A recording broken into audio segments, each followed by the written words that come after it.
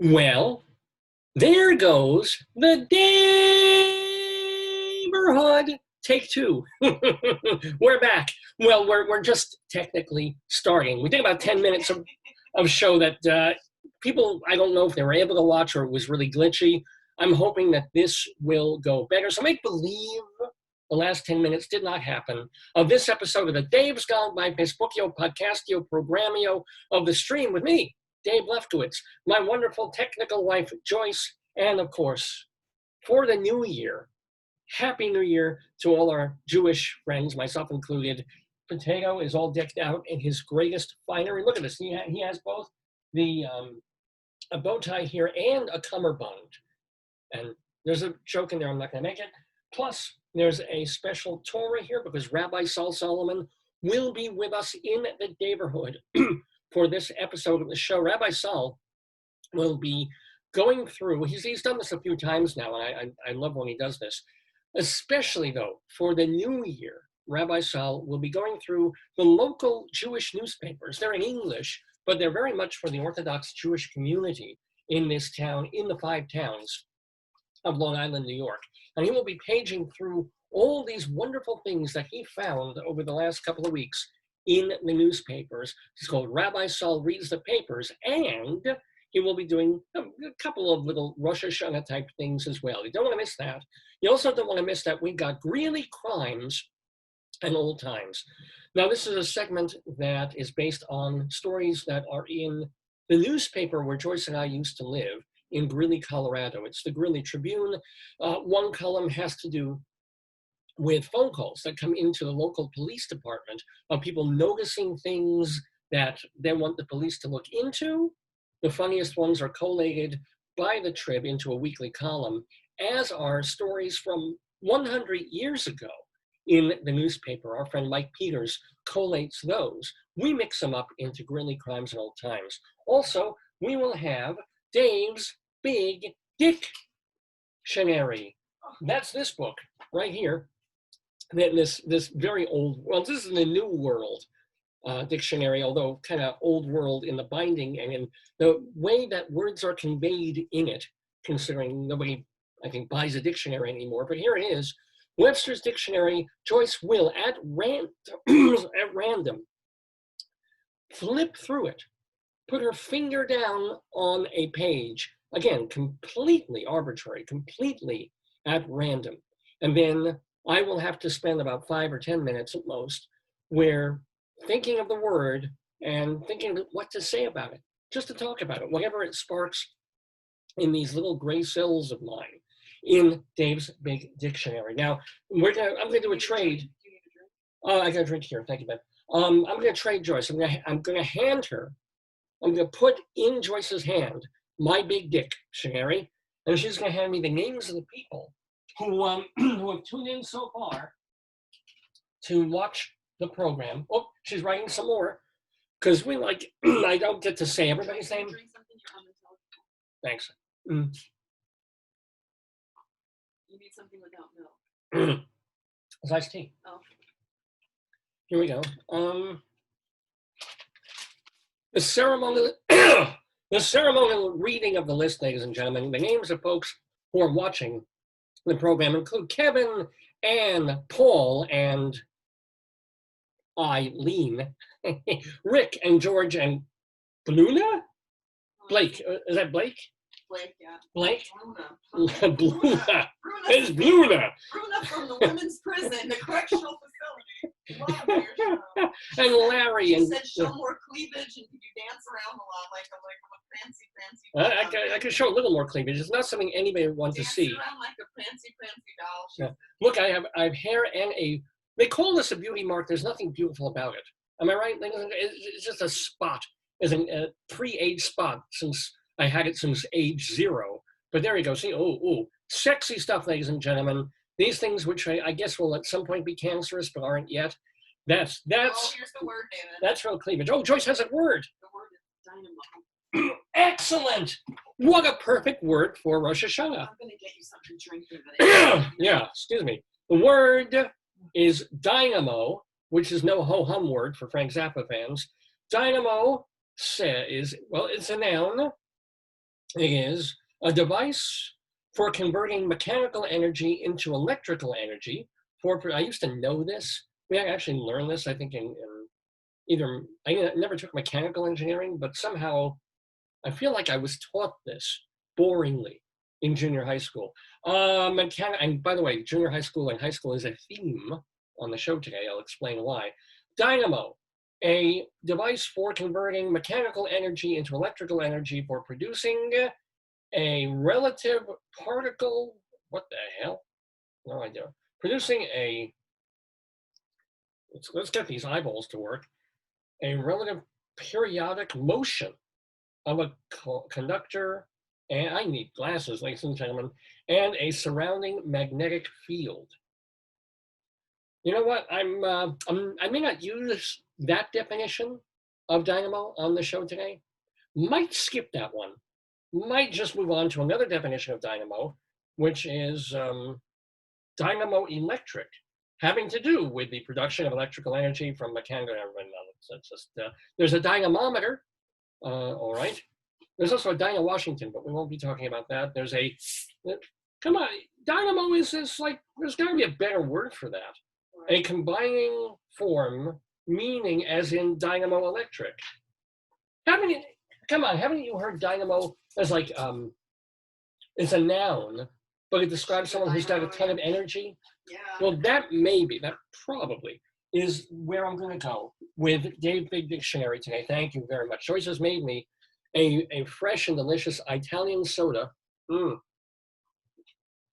That's because I'm Tyrolean. I mean, delicious, Can right? I have my paperback? I need to have your name. Oh, of course, I'm sorry. Here. I know why when we go into a coffee shop and I ask for an Italian soda, it's basically like a glass of seltzer with two or three teaspoons of vanilla seltzer in it, and it's $3.50. It's like, no. I'm like Rabbi Sol Solomon. I am Jewish as well. And to me, it's much better when it costs about 30 cents. So, and Joyce makes them so well. Anywho, speaking of Judaism, I mentioned Rabbi Sol Solomon. But I didn't say yet on this reiteration of the show because we lost our first 10 minutes, weren't really coming through very clearly. But Rabbi Sol will be going through the newspapers. This particular one, and then there's another one in there where he spent weeks, months, years, and decades cutting out parts of this newspaper to share with you and talk about and enjoy, especially this being the first full day of Rosh Hashanah. Yesterday was Rosh Hashanah Eve, so he'll be doing a little bit of ceremonial stuff too, hence the Torah, which he won't use. It's got dust all over it. He never touches a Torah. He's not that kind of a rabbi. But we're still going to have fun with Rabbi Sol on this first day of the Jewish New Year here in the Daverhood. Also, we will have our Today, Yesterday quiz. That's kind of starting to take over the show a little bit. Over the past few weeks, we've had guests actually being contestants on this quiz. Because first year or two I was doing the Today, Yesterday quiz. It's a trivia quiz. I asked a bunch of questions about this day in history, this being September 19th. So all the questions are going to be about, hey, what happened on September 19th in history, blah, blah, blah. So I got into my head to start actually having a guest on live to play against the people at home, and that turned out to be pretty fun. And then we've had guests playing against each other. My cousins, the Shoobs, pardon me, I got working on a burp there. The Shoobs first they were playing at home. Now they've been playing live on Zoom. They're not going to be with us this week because they're all celebrating the holiday in their various ways. But we do have two guests playing our Today, Yesterday trivia quiz later on in the program. One of them you know very well. She is theater critic Leslie Hoban Blake, and not always, but she tends to be a formidable opponent when playing the Today, Yesterday game. She's pretty good. She won last week. Halfway through the quiz, she already had enough points to beat everyone else. So she is the reigning champion at the moment. She is the Ken Jennings of the Today, Yesterday quiz. However, Today we have a challenger, and it won't be my cousins. It will be a guy who went to, you can't really see it here, I'll move this, but that is my high school yearbook for the year that I graduated from George W. Hewlett High School in Hewlett, Long Island. Okay, the potatoes behind it, that's the cover of the book. In that book is a black and white picture of me, because everything was black and white back those, even in the very early 1980s, everything was black and white. Isn't that amazing? I'm in there, and a few pages away was a fellow cohort of our graduating class named Robert Calem. Robert and I, we were close friends, but we knew each other back in the day. We shared classes together and probably a homeroom or two. Well, Robert went on to some level of success as, go figure, a writer and a journalist. And he's been published in places like the New York Times and Time Magazine and a lot of automotive journals and business journals, because that's what he's been writing about, a lot of stuff involving high-level cars and gadgets and business things and consumer electronic things. So he's had a career doing this, making a living at this in various ways. He even had his own magazine company for a year or two or three. We'll be talking to him about all of this because Robert Calem, my high school alum from 39, God almighty, years ago, 39 from the graduating class, more than 40 if we were in the same cohort coming up from 10th grade or 9th grade. Robert Calem, alive and well and on Facebook, and will be joining us in the Daverhood. We'll talk to him for a bit, and then he will play our Today, Yesterday quiz against Leslie Hoban Blake. Are you thrilled? Are you just jumping out of your seat? Well, you should be. Listen. Oh, no, they should be happy and delighted. There we go. Bravo. And but wait, there's more. There's more. If you're not excited about that, ooh. Yeah, that's the perfect intro to our Colorado Limerick of the Damned, because we'll be going to yet another place in Colorado where I do a short poem, usually of a disgusting nature, about that place. And the place today will be Cahone, Cahone, Cahone, Colorado. You know, and is any more? Listen, I see a Maria, an Alan, a Chris, a Molly, and a Nick. Oh, and an Eric. Sorry, I missed that. So all these people tuning in. Welcome, Davidians. Welcome. We call people. I think we've decided on that name. That Davidians are the people who tune in and watch the show and enjoy the show. And of course, we'll talk about the friends of the Daverhood. Those are people, very often fairly well-known people, who have been guests on this program. And now Robert Calem will be a friend of the Daverhood too. So we're very excited about that. Is there anything? Oh, yeah. And unfortunately, we have to do a segment, not unfortunately in the Colorado Limerick of the Damned way, but in a truly unfortunate segment. We're going to say goodbye to a couple of people, one of whom was a friend of the Daverhood. We lost the composer-songwriter Al Kasha this week. He died at the age of 83, I think it was.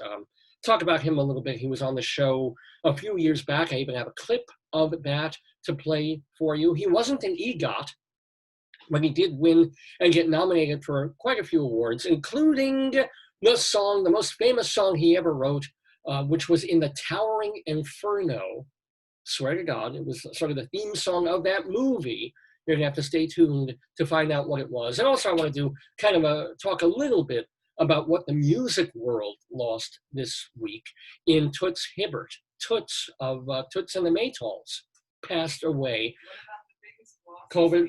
Well, that was just last night. You know, because I prepared some stuff to talk about Toots earlier in the week. So we lost him. And then last night, if you haven't heard, if you haven't checked your Facebook feed, if you haven't checked the newspapers and everything else and all the news sites online, the notorious RBG is, well, yeah, is now the very quiet RBG. Ruth Bader Ginsburg died, I believe she was 87 years old.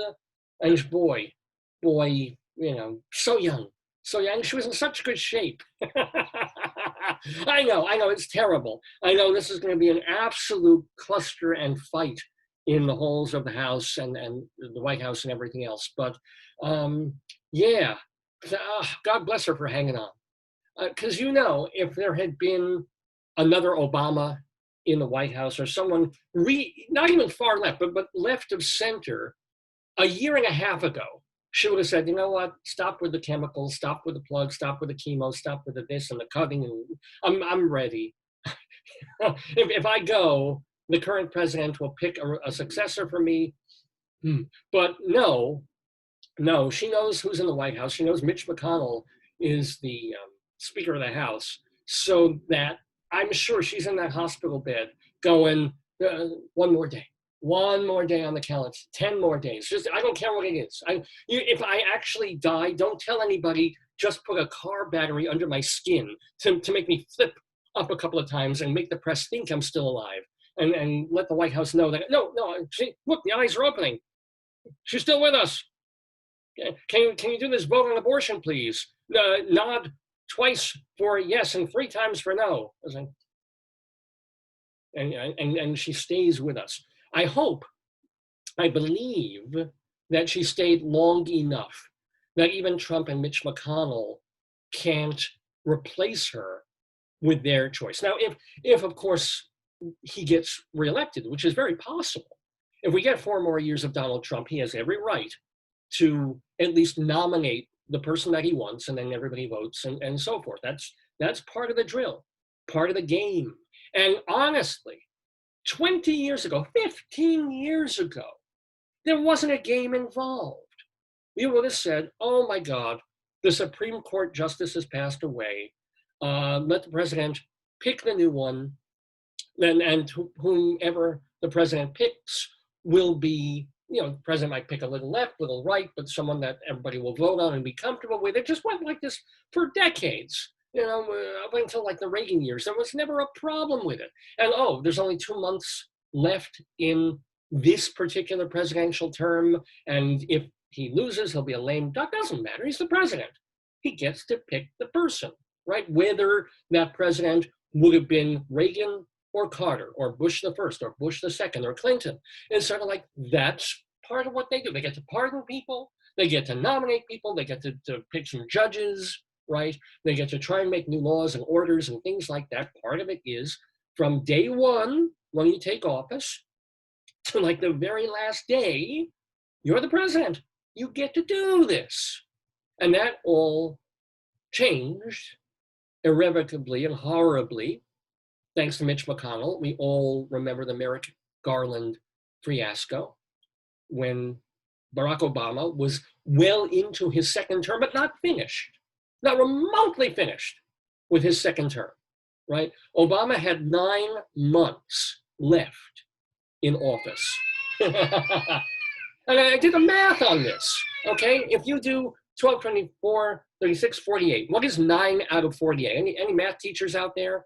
Is it 5.5 or something like that? So he still had roughly 20-something% left of his presidency. And if you don't think that's a lot of time, if you don't think that means anything, let me take 20% out of your paycheck. Give me your wallet if you have $100 in it, and I'm going to take $22 or $25 out of it and keep it every time. And you tell me if 20% of something isn't a lot of time. And yet somehow Mitch McConnell convinced the Republicans and convinced the world somehow, and had the legal ramifications and the votes to do this, to say, because that's Mitch McConnell with the saggy bulldog face and the southern like, term limits. So McConnell says, no, man, even though Obama has all this time left in office, he should not be the one to pick the next Supreme Court justice, right?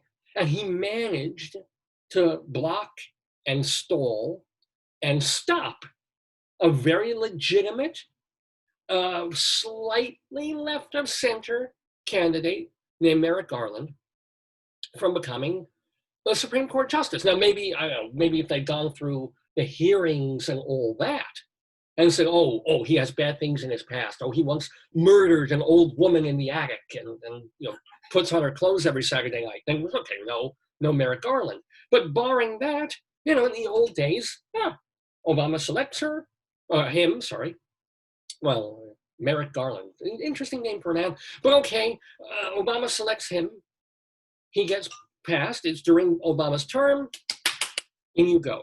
But what happened with Mitch McConnell forestalling all that and trying to swing, which he did, the way that the Supreme Court moves, right or left or center, that also set up a ridiculous, awful fight anytime anybody now will come up for the Supreme Court. So it won't be, I disagree with this person's politics on some of their rulings are a little bothersome, but they're intelligent.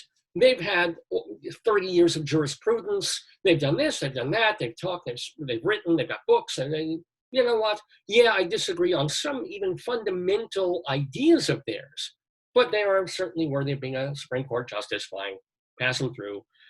If we get our president in the next time, we'll get somebody on the other side who's got the same exact kinds of credentials, but aligns a little more with my political point of view. Instead, now every Supreme Court pick that any president will have is going to be like, yes, on one side, except maybe for a couple of the Republicans, right? And no on the Democrat side, and then vice versa. And then the Republicans will flip it. Now, if and say Biden and Kamala Harris, get elected in November, and then they get to pick another Supreme Court judge, the Republicans will figure out a way, no, not this one, not vote against, everything will be no, and they'll drag out the most little minuscule points of order against these people to try and embarrass them and shame them. And it's just going to be like that forever now. Thank you, Mitch. Thanks so much, Mitch McConnell. And here's the deal. And even that would be acceptable in the world of politics right now as we know it. Even that would be kind of okay. Except that Mitch McConnell, and this is terrible to say, but may God give him such a cancer, this man, because it's the hypocrisy of him. Because they interviewed, soon as RBG kicked off, soon, she's not even in the ground yet, although Jews move quickly. She may actually have been buried within 24 hours of her passing, and she's already, interred and stuff. But why would they want to bury her in turds? That's disgusting. But so because the first thing, after everybody feels like, oh no, she's gone, 2 seconds later, it's like, oh no, what's going to happen? Who comes in? When my grandfather died, the priest said, when people or animals die, you don't cry for the law. You don't cry for them. You cry for yourself because you're left behind. That's right. Yeah, you cry for the worry of like, well, they're gone. Now, what are they going to bring in, right? So and you can't blame the reporters for asking McConnell, and you can't blame McConnell for, of course, thinking politically about it. But what he said was that this is a different circumstance. That even though Donald Trump may have, well, it was in the middle of September, right? May have a month and a half left in his term, right, as president of the United States. Now, he may, of course, have 4 years and a month and a half left in his term. We don't know that yet. Well, he could be a lame duck. He could not be a lame duck. But McConnell says, because he's not a lame duck, this is different than when Obama wanted to pick Merrick Garland. So if Trump is readying his list of Supreme Court nominees, and McConnell's going to vet them and run them through. Now, and of course, when they get it together in the hearings and so forth, it's going to take weeks no matter what, right? But the whole thing is of McConnell not just stepping aside and saying, well, it's only 6 weeks, and Trump. We hope Trump gets elected again in 3 years. Well, kind of once. I'm being perfectly blunt. I'm being perfectly clear right now. Like, if it's sort of like, it's not Brando, it's like Southern Brando with the face half hanging down on this miserable man, you know, and the lip, like the lip's going too. Mitch McConnell. That's so, you know, the hypocrisy of that, of saying it's a totally different circumstance, that 9 months is too short in a president's term to have a new Supreme Court justice nominated and vetted through the hearings and installed, and yet 6 weeks, no problem, get somebody in there. Such magnificent, and he plays politics perfectly, which is, of course, why I want him to get cancer. So, do you have any thoughts about RBG? You know what? Like, I saw the Netflix show, and I'm two things. One, I'm glad that they did the Notorious RBG, just, you know, like they did Notorious B.I.G. I'm glad she got to see that love in her life. And when I watched the documentary done about her, I really loved the relationship she had with her family. So she's like this mega, you know, powerful figure, but yet to see her in the context of her family was really lovely. Yeah, and cooking with her daughter a lot. And the granddaughter. Yeah, And I like the fact that even though she has strong political disagreement with Scalia and other people on the court, that she could still get along. And that's something that I think takes a lot of diplomacy and a lot of like, she had her shit together, you know? Yeah.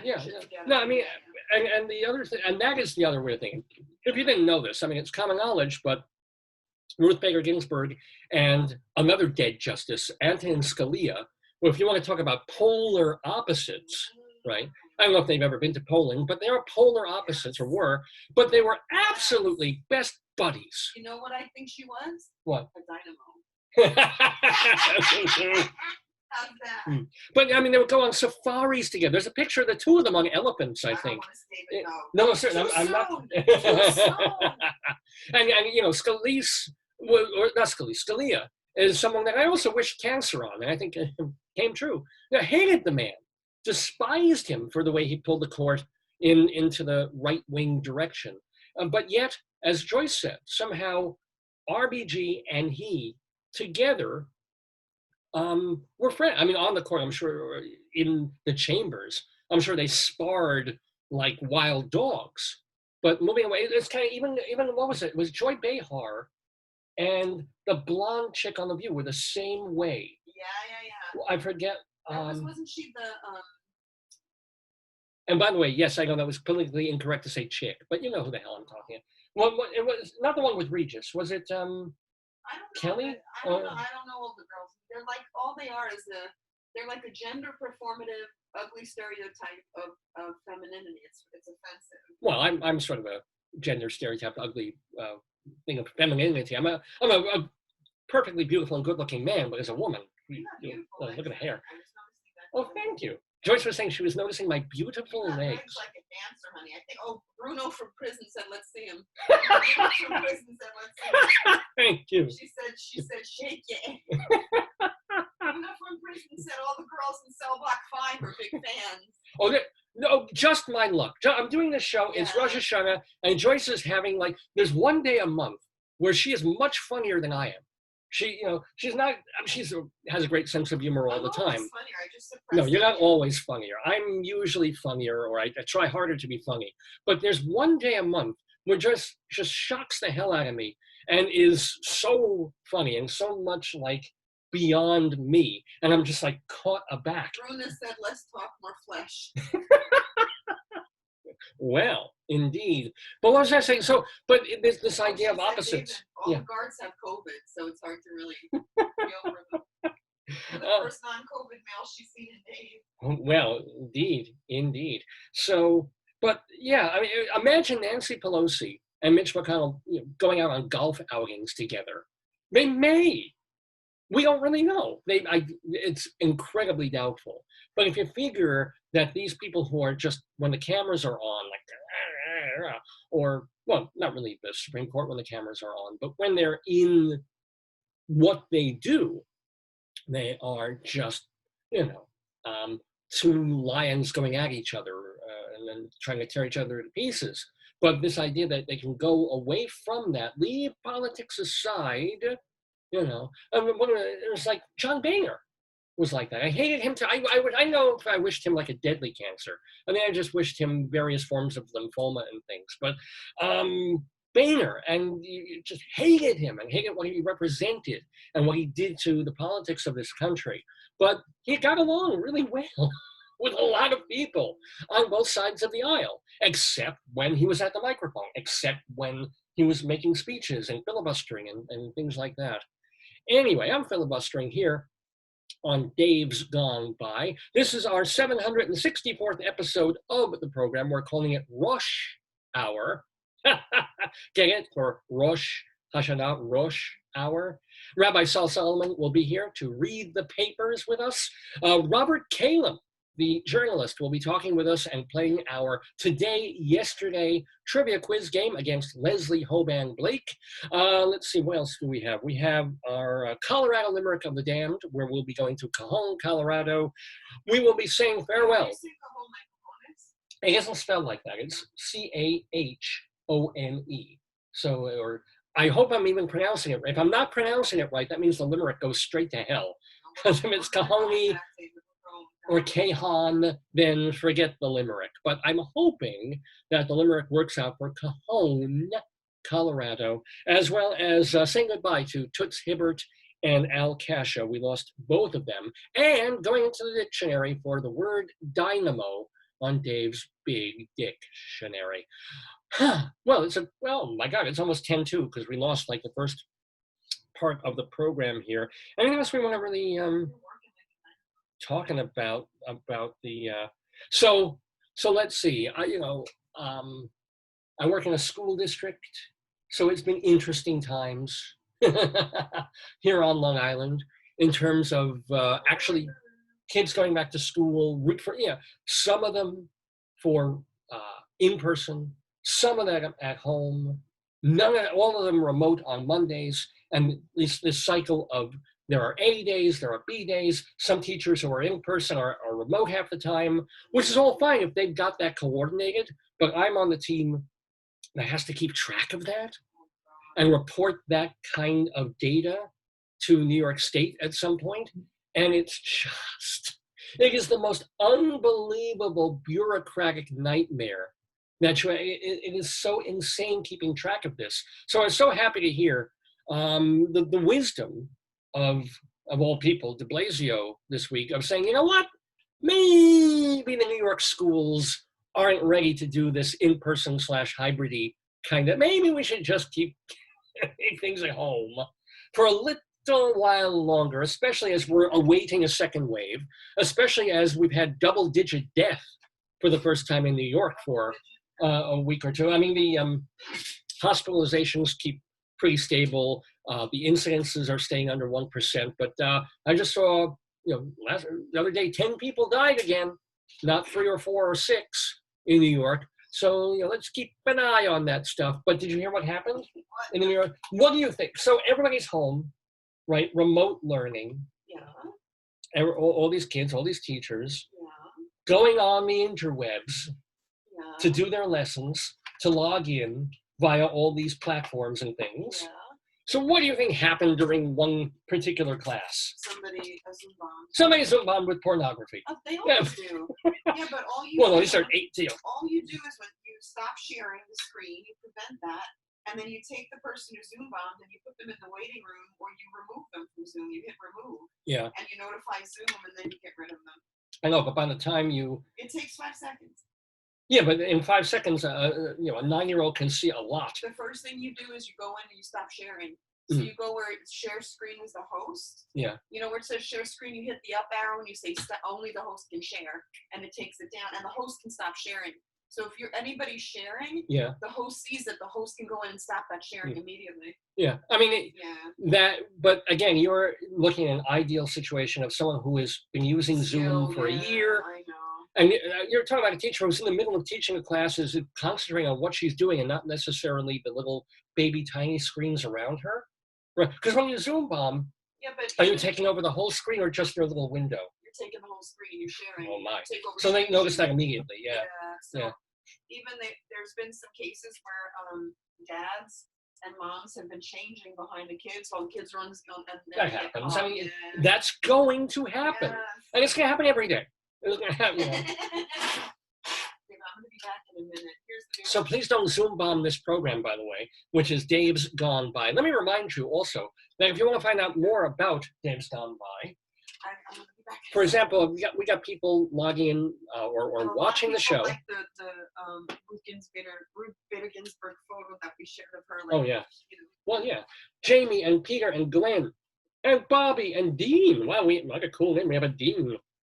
And Frank, Dean and Frank, which really, we got our own Rat Pack going. Alan and Amy and Michael and David and Jonathan and Bobby and James, along with Iris and Maria and Alan and Chris and Molly and Nick and Kevin and Ann and Paul and Eileen and Rick and George and Blue Lake and Larry and Darren and Bob and probably the same, no, this is Irina and Kevin. Well, Kevin keeps popping up, but thank you for tuning into Dave's Gone By. Remember that we have a website. It's davesgoneby.com. D-A-V-S, no, I need to get more sleep. D-A-V-E-S-G-O-N-E-B-Y, davesgoneby.com. Now, this is not just a website that says, hey, we have a show, but it's the repository, if you will. And if you've ever worn a repository, you know just how painful that can be.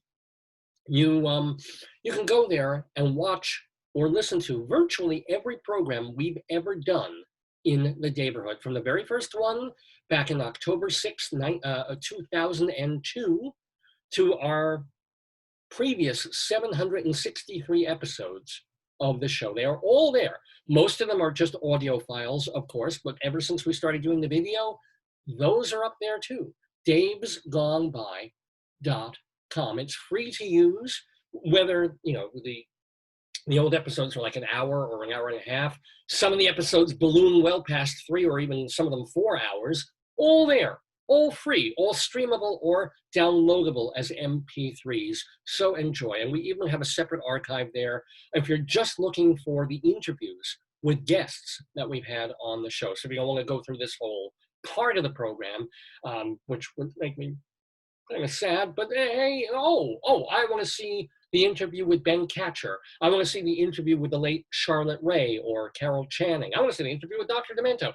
It's all there, either as part of the full shows, but we've extracted them into a separate archive of just the guests, all on davesgoneby.com. Want to remind you that we've been saving all our shows and interviews as well on archive.org. And if you're just into the audio, if you just want podcasts, remember you can go to castbox.fm, which is a good place to, if you're doing the Apple, Google, whatever podcastio thing, it's castbox.fm for audio only. And the really cool special news, we're fingers crossed on this, but it's looking pretty good. Looks like we'll be back on public access, which we haven't been for about 15 years. But here on Long Island, we've been in touch with the people at Altice who do public access stuff, and they make it almost impossible to find out the information about how to get programming on public access. But at one point, I think they're forced by the government, because they don't really want to deal. It's not Altice, A-L-T-I-C-E. They're kind of the cable people around here. But I think they're forced to put up a sign on one of their channels for a couple of weeks that says, hey, interested in public access programming, contact us and do this. So we did. And what we're doing is chopping up our shows, our recent shows, into hour-long bits and putting them just hour-long videos of Dave's Gone By that you will start to see in October. And then following that. It's a little annoying, because, I'm like, hey, let's put it on channel 20 and let's have it on Saturday evening or Saturday morning. And it's like, no. They've given me essentially the worst time slot ever. Huh? I'm pretty sure it's going to be on Monday mornings, 1 a.m. Because everybody's watching TV late Sunday night into Monday morning before work, right? I'm not 100% sure, but it looks like that's the time slot that we will have starting in October for what we're calling the Daverhood. Now, Dave's Gone By is this program, but the Daverhood is the special, just this thing that we're doing. It's the same content cut up into hour-long pieces that you'll just, the nice thing is people will be able to turn on their cable TV, for people who still bother having cable television, to the public access channel, channel 20, where we are. I think it's 29 in Woodbury, and be able to see us. They're like, oh, look who's there. It's Dave at 1 o'clock on a Monday morning. If there's other slots open, they'll tell us in a couple of weeks. And, public access channel Monday mornings, 1 a.m. for those night owls. Yeah, or they're not even night owls anymore. It's morning owl. A 1 a.m. person is technically a morning owl. But those would be people who like stay up all, just get Yeah. Yeah, I mean, there are people who really, everybody's working from home, not everybody, but they might be up far late into a Sunday after Sunday Night Football or something and be flipping the channels, because I could have gotten, I'm pretty sure, a better time slot had I gone on to another channel, because there's a public access channel up around 1:15. And I'm like, yeah, if I can be on 1:15 at, 7 o'clock on a Sunday night or something. So people see it, right? Yeah, but yeah, so if you're flipping channels though, and you start at 2, because you're anal like I am, 2, 3, 4, 5, what the hell is this idiot on channel? Let me watch this for 2 minutes or 4 minutes or 10 minutes. Hoping that will be the case. Hoping we'll pick up just some more viewership and more, more notoriety here on Long Island by putting this show back on the actual tube. Wish I could get it on Netflix somehow. I wish Netflix had a public access channel. That'd be awesome, wouldn't it? It's called Facebook Live on Netflix. Yeah, Netflix. Yeah. I think it's called their documentary series. That's right. I did get a thing about all the Columbia alum that have Netflix, HBO, Hulu, all of the digital platforms have shows. Well, yeah. I mean, I hate getting alumni magazines. I don't know about you, but what? I love it because I'm happy. It's like they want my money, which I won't give, but they should help me. They never list my books, which makes me kind of mad. Well, that's the thing. I graduated from a different university. I still get their alumni magazine, which is for a reason for them to call me once a year and say, hey, NIU alum, is your contact information correct? Do we have the right address for you? You obviously have the right phone number. Yeah. We have your routing number and your cell. Yeah, that's what they're absolutely after. And I think one time when it had just been around the time when I got a job. And I was like, all right, or I want to network with people, fine. But no. Do I look like I'm working in the Hollywood film industry? Do I look like NYU got me a great job writing for Broadway? I was like, no. So thank you ever so much. But then I get the alumni magazines and so-and-so, the graduate from 10 years after I graduated, they're on this Netflix show. They're, lensing this Hollywood film. They're doing this. And I'm like, that doesn't make me feel good. They think they're making me, they're so proud. These are the proud alumni. You're not one of them this month. Like, great. That's toilet reading. It's what many people do. They think that if you praise one person, it's going to help people, and all it does is breed contempt. Yeah. I mean, there is some justification when you're trying to get new students, and you say, hey, this is New York University, right? Spike Lee took classes here, made his first films here, which he did. Martin Scorsese made movies here, and Herbert Ritt, I believe, did, and so and so and so on. So, Chris Columbus, all these people, people came out of the dramatic writing program, and so forth. And so that is enticing to a student to figure, well, should I go to USC or CSU or Columbia or NYU? And it's, look who came out of NYU. So it does breed that sort of thing. But when you're an alumnus from 30 years ago and you just flip through the pages and, look who's getting famous. Not me. And it's like, slam. I do not need this magazine in my life. Not to mention this really nice looking glossy magazine that the university is probably spending thousands and thousands of dollars on when they could be paying the adjunct professors more. They make way more back than what they get from information. You think? There's a whole thing. Like, I was asked at my university to encourage to meet with a whale And the whales. Well, explain. Joyce is talking about whales for the universe. What does that mean? The whales are the big donors that, that they want you to woo for money. And I said to them, I'm not going to coerce you to give money. And she said, I'm not going to give money if you coerce me. But you got me. I know. It's just, I don't know.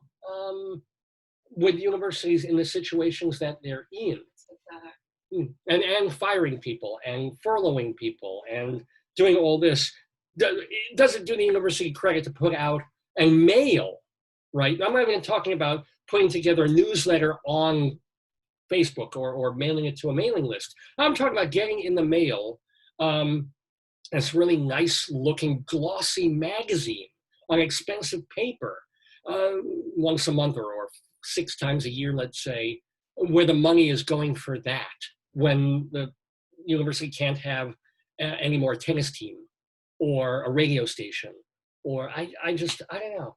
I think I do know. I think I'm saying exactly how I feel about that.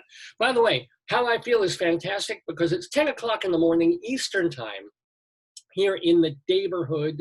You're watching Dave's Gone By with me, Dave Lefkowitz, my darling and adorable wife, Joyce. Potatoes are here to celebrate the new year. Oh yes, oh yes. It is our 764th episode. We're calling it Rosh Hour. Get it? Rosh Hour. Wait, what was that, huh? You wanna go to Greeley, Colorado for some times? I think we can arrange that because we have a segment that we call Greeley Crimes and Good morning. Old Times.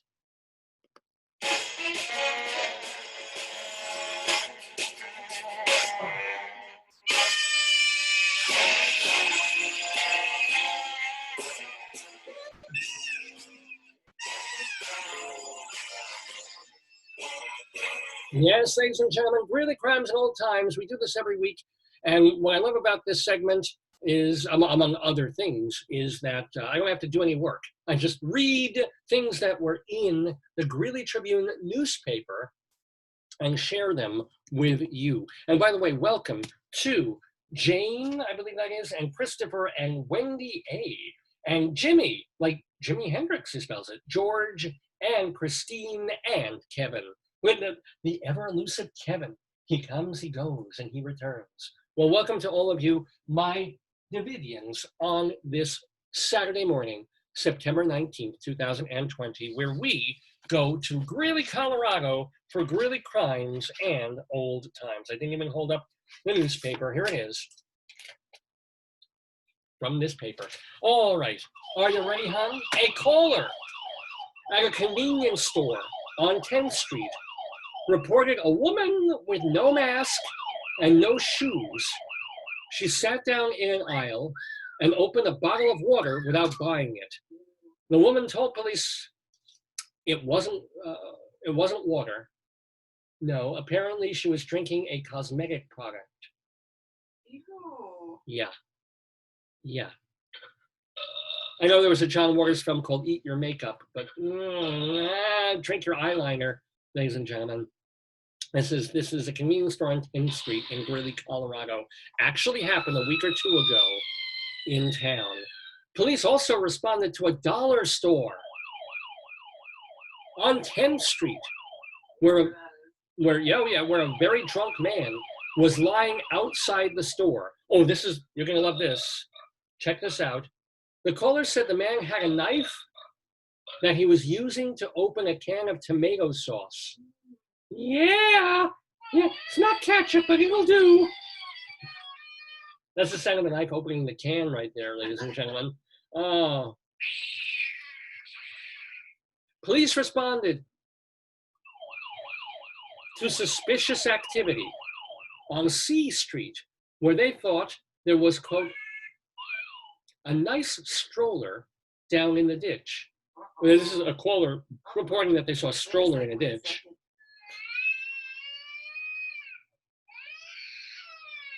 Police did not find a stroller, much less, quote, one that was suspicious. So there you go.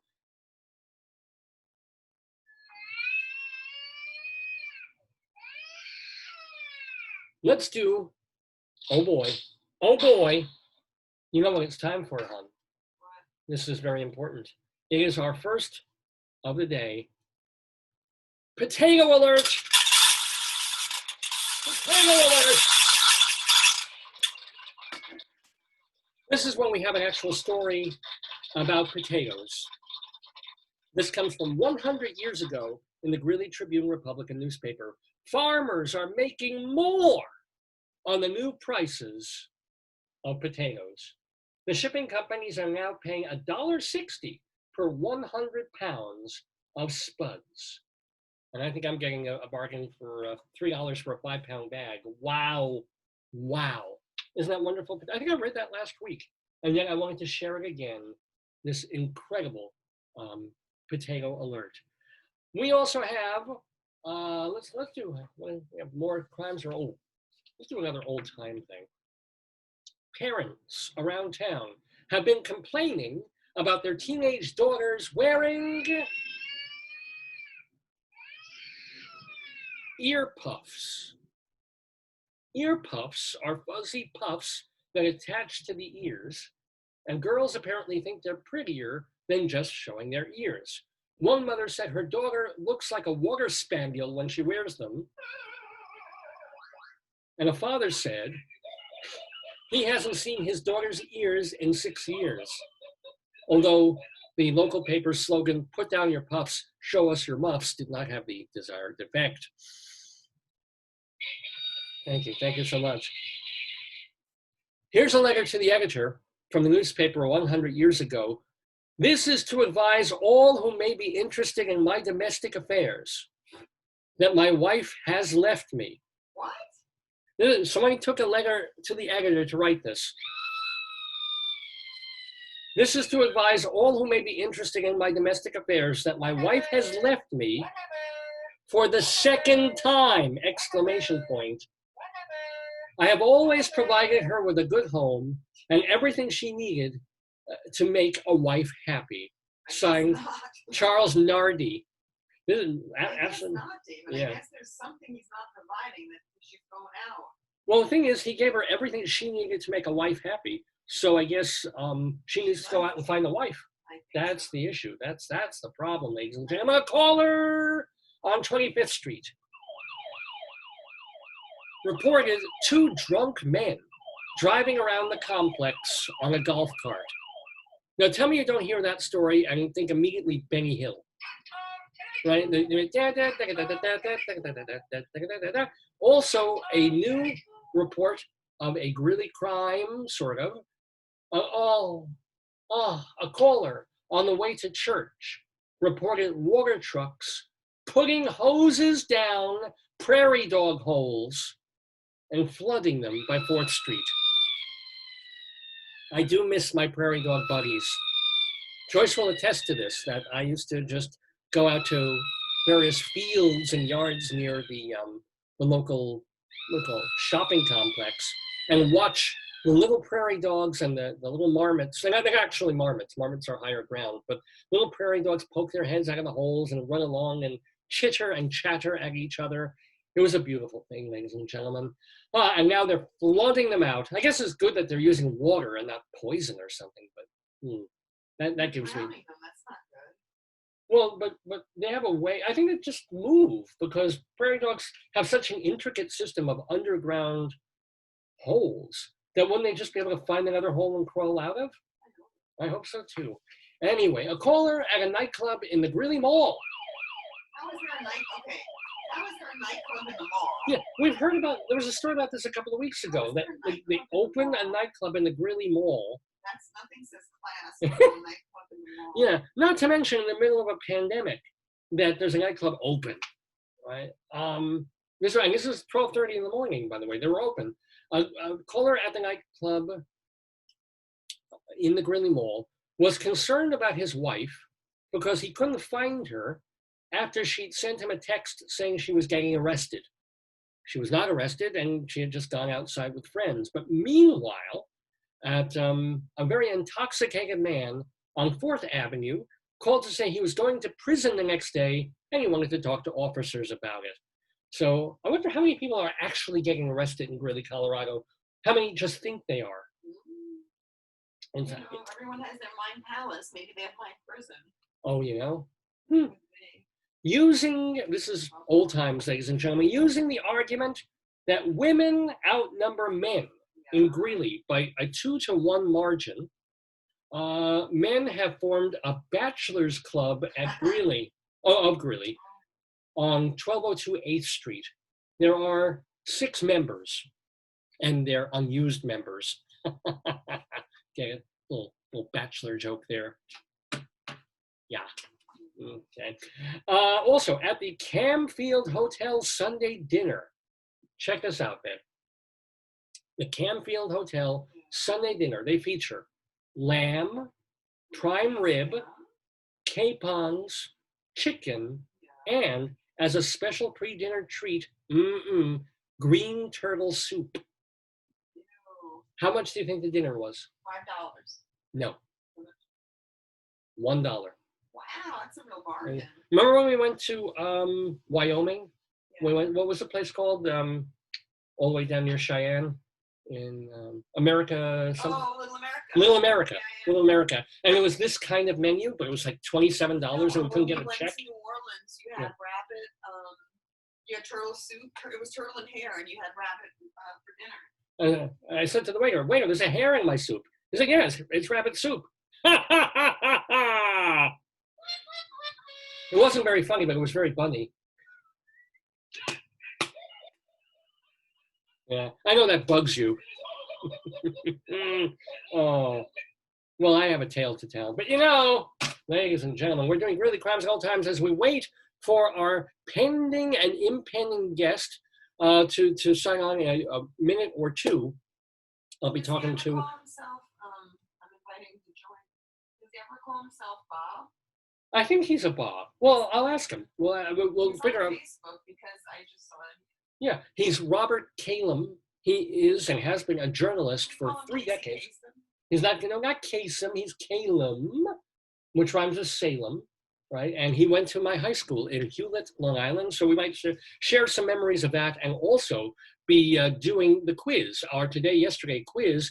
Oh, that reminds me, I've got to get up the dice rolling thing because we're going to figure out how to play this against 2 people again. Just go left, right, left, right. Yeah, well, that's what I do when I'm on a woman's boobs. But thank you very much, ladies and gentlemen.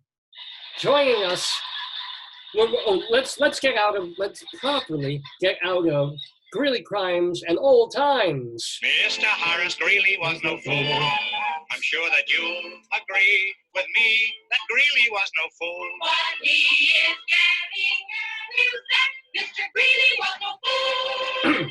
Yippee-yi, yippee-yi, yippee-yi-yi-yi, yippee-yi, yippee-yi.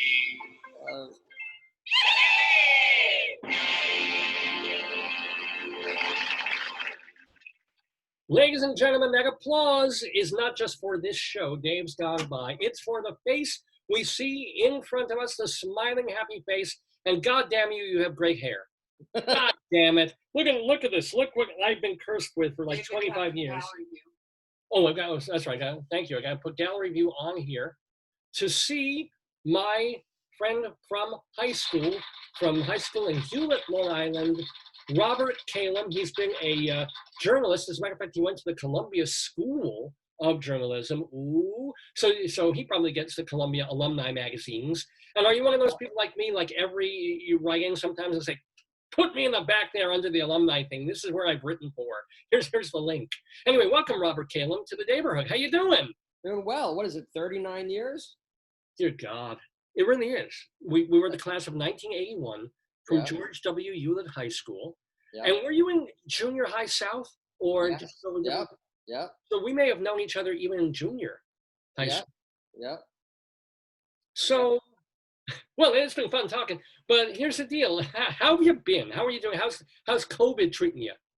COVID is okay. I've gotten tested, I think, 3 times plus an antibody test, and it's all negative. Where I live in Hoboken, New Jersey, is doing it free, and they with one exception, they did the rapid test.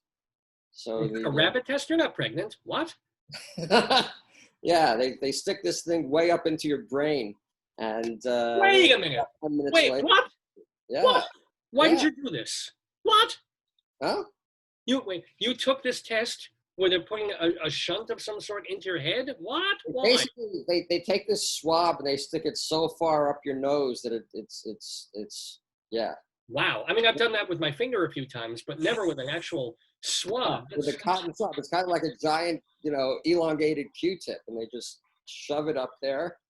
And then 10 minutes later, they tell you whether or not you have COVID, and I've come back negative every time. Well, thank God for that. But I thought it was more like the Law and Order thing, where they take a Q-tip and they swab your cheek, and that's all they have to do. They gotta pull this thing all the way up your head. That's horrifying. Yeah, it's like a brain. Yeah, it's Okay.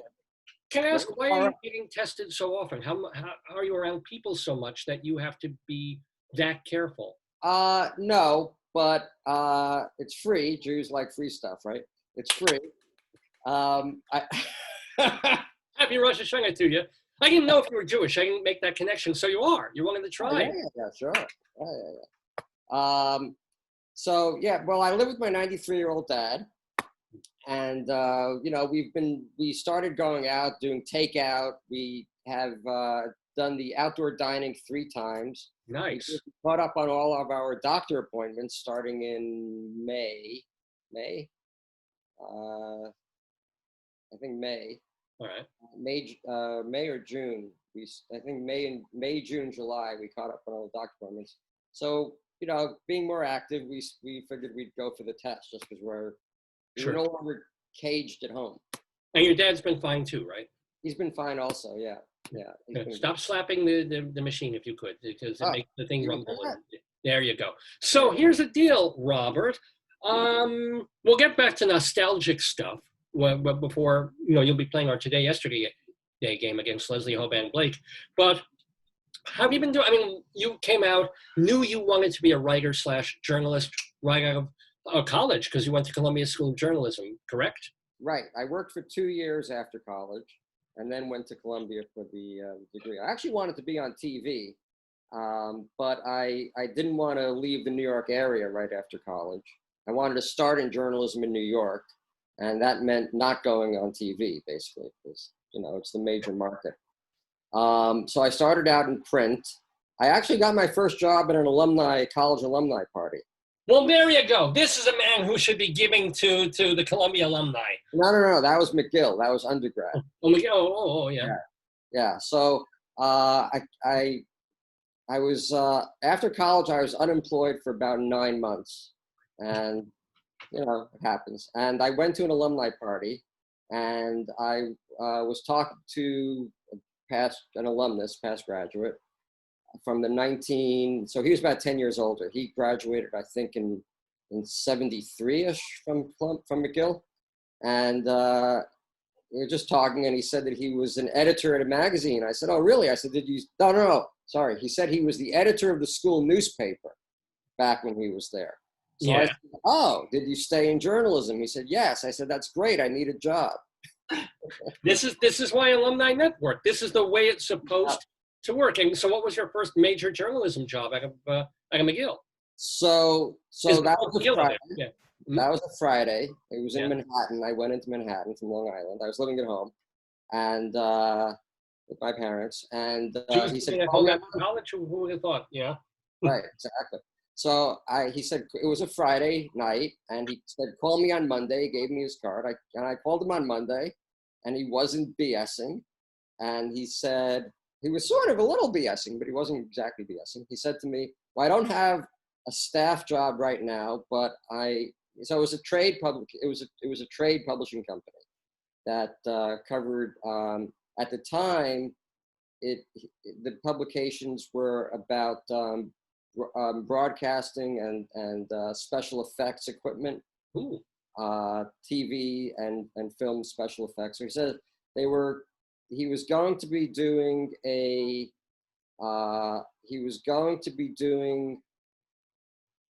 some show daily for something. I forget what he was starting up, but he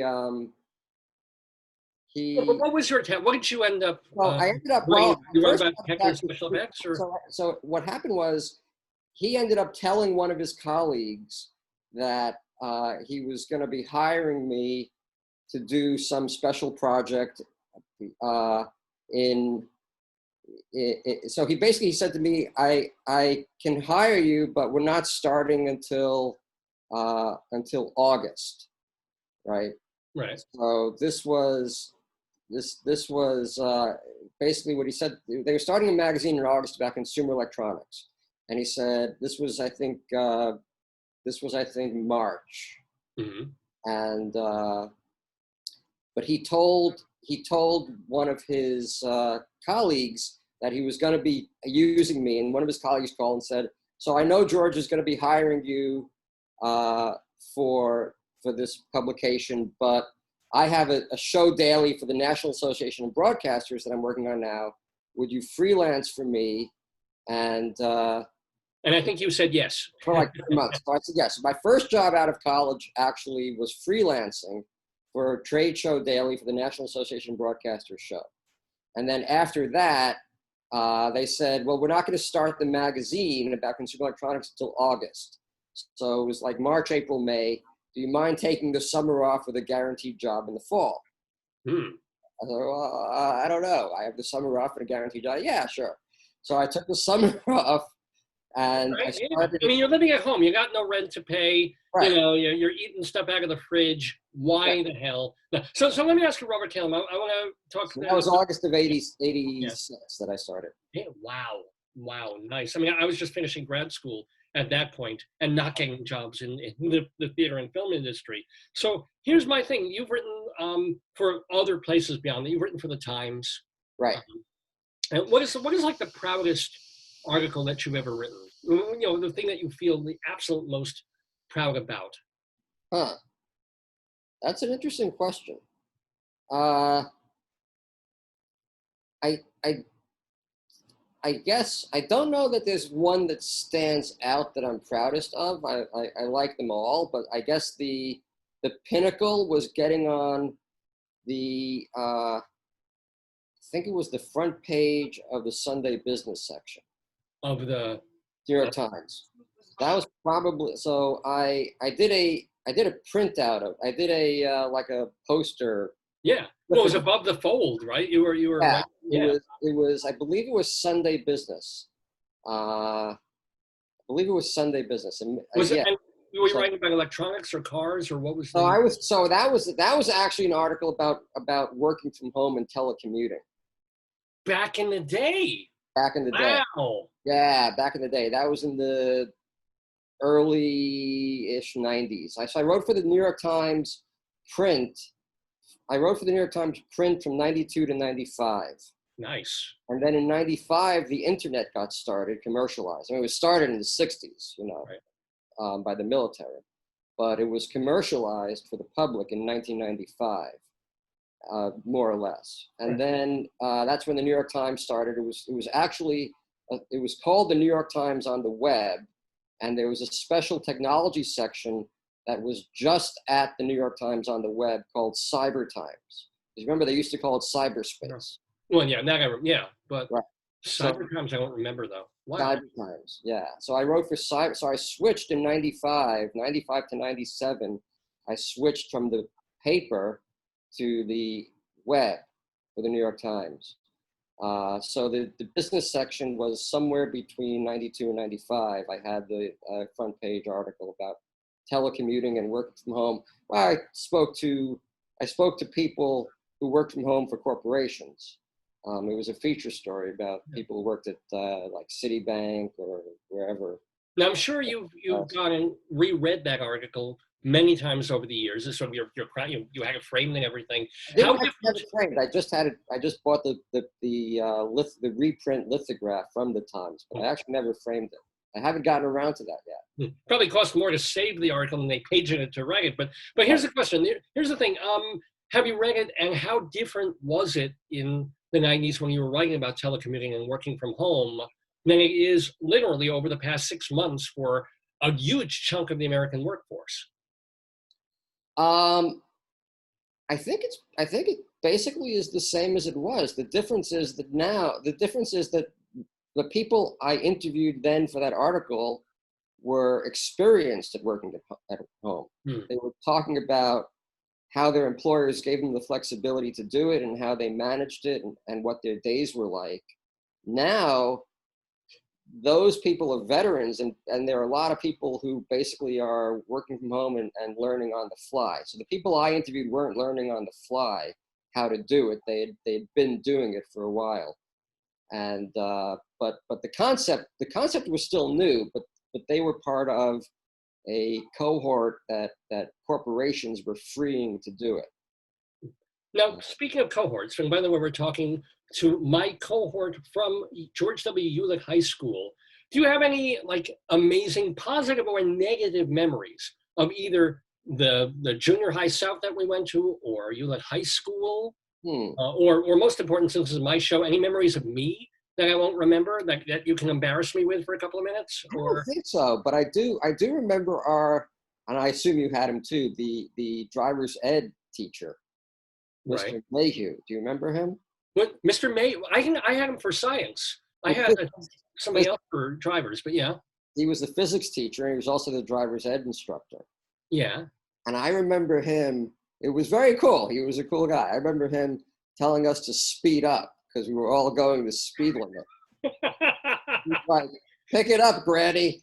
Really? Yeah, I remember that. Wow. I just remember he didn't fail me in physics, but should have.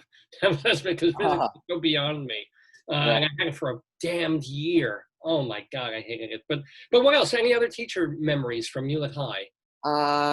Any other? Yeah, the Spanish teacher. I remember the Spanish teacher. Which one? Name? Was it Mrs. Marco? La Señora de Marco? Maybe. Or Mrs. Sosenko? Sosenko, yes. Yes, she's still. I used to see her at the library. She's still wandering around the neighborhood. Oh, okay. God willing, she's well. You know, she's alive. Yeah.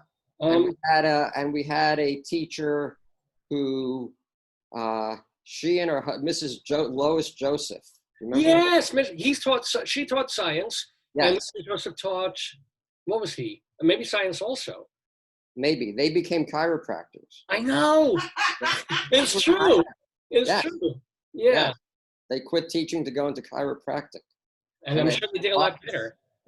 Yeah. So, I'm sure. Yeah.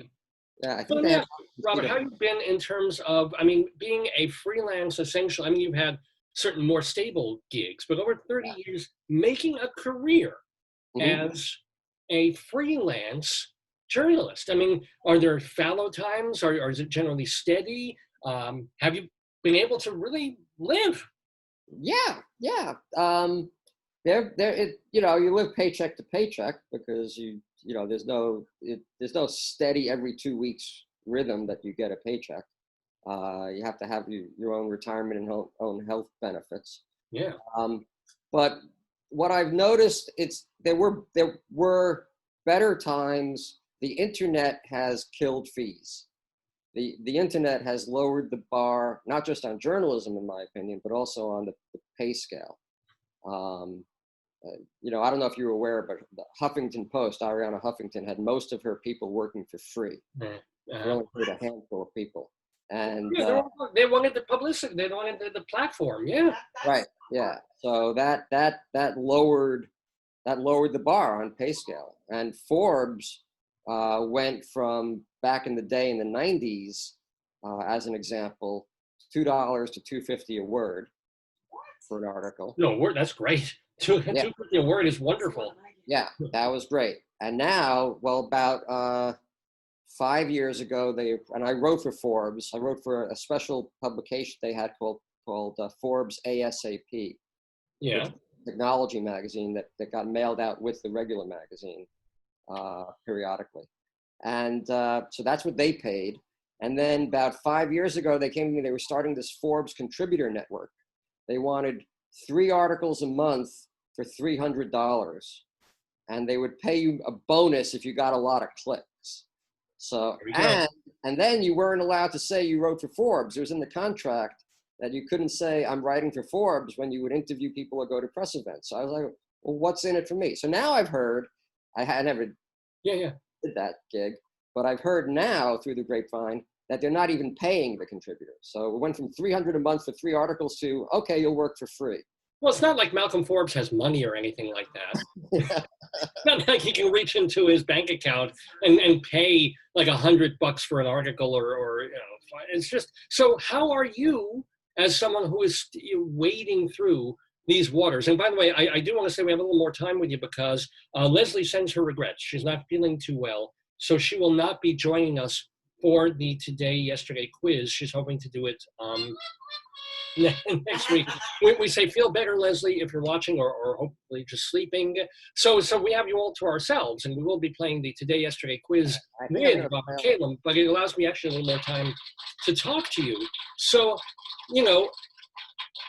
dealing or doing the newspaper freelance thing and the magazine thing in the 90s versus right now, maintaining your health insurance, maintaining your life, and having a life when everything's drying up. What the hell are you doing? Seriously? Well, I've got one regular client, one regular magazine that gives me a contract. So I've got that. Good. And that's renewed every year. We'll see what happens in 2021, but because the world is imploding. But so far so good, and that keeps me busy. And as I said, I live with my 93-year-old father, so that's also keeping me busy. In a house that the mortgage was probably paid, 2 years ago, exactly. So thank God. That's good. Did you ever? And if you don't want to answer any personal stuff like this, but in terms of marriage, babies, and the end of the no kids, never got married. Right. So is there a person in your life at this? No. Stayed single. No. Unfortunately or fortunately, depending on. Probably a little bit. Well, no. But do you go out? Do you have friends? Do you date? Do you do any of that? I haven't, not in the last 6 months. No, but yeah, in the last 6 months. But yeah, I mean, I have a circle of friends. I have a social circle. But life is it's my mom passed away in 2016. And so prior to that, I was taking care of her with my father. Yeah. And since then, I've been basically with my father, who's healthy. But, thank God. Not what, But, he was written in the book of life one more year. Just last night, God was looking at Robert Calem's father and said, yeah, let's write him in the book. What's your dad's name? William William Calem. That's why I didn't know you were Jewish. You got names like William Calem. I thought you were waspy. Oh, no. And Hewlett High was like 98% Jewish. It really was. We didn't feel like it because every time we saw a goy, we were like, wait a minute. There's people who aren't quite like us. But let me ask, speaking of you, this circle of friends that you have, are any of them from from back in the day, or any of them from the junior high or high school? Not locally, no. Although I have run into a couple of neighbors of mine here in the Hoboken, Jersey City area did graduate, were high school classmates of ours. And the one that I see periodically, but not in a long time, is David Tucker. Do you remember him? The name. If you showed me, if I grabbed the yearbook for the year, or Patch's 81 yearbook, I sort of remember, but not off the top. Area, and I ran into him at Starbucks, and he actually noticed me first. Starbucks down the street. Sweet. He walked up to me. Yeah, that was probably that was many years ago. That might have been 10 years ago.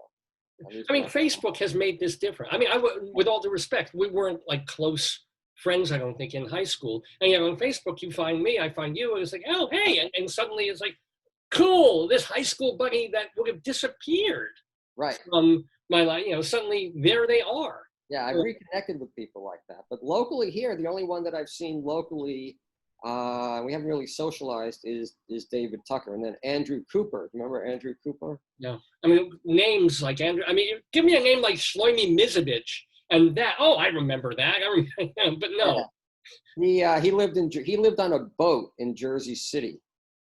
Not when he was in school with us, because it would have been very difficult for him to get to Limerick. No, up until about a year ago, and he just moved to Florida. But he lived on a boat in Jersey City, the Newport area of Jersey City, which is more or less opposite on the Hudson River, and more or less opposite Lower Manhattan and the World Trade Center. Well, yeah. Yeah. Hey, where were you on 9/11? Might as well ask that question. On 9/11, I was living in Battery Park City, across from the World Trade Center. Yeah. But I was physically that day in San Francisco, where Oh. I had been starting a vacation my first vacation in about 10 years at the time. And I'd gone out there for a friend's wedding on the 9th, and I was planning to stay for the week for vacation. And so I woke up and I turned on the TV in the morning. It was about a quarter to 7 in 6:45 in California, more or less 9:45 here. So the first plane had hit. The first plane had hit, or maybe it was the second plane. I lose track of time. Well, there was it was like 5 after or 10 after when the second plane hit. First plane was about 10:02 in the morning.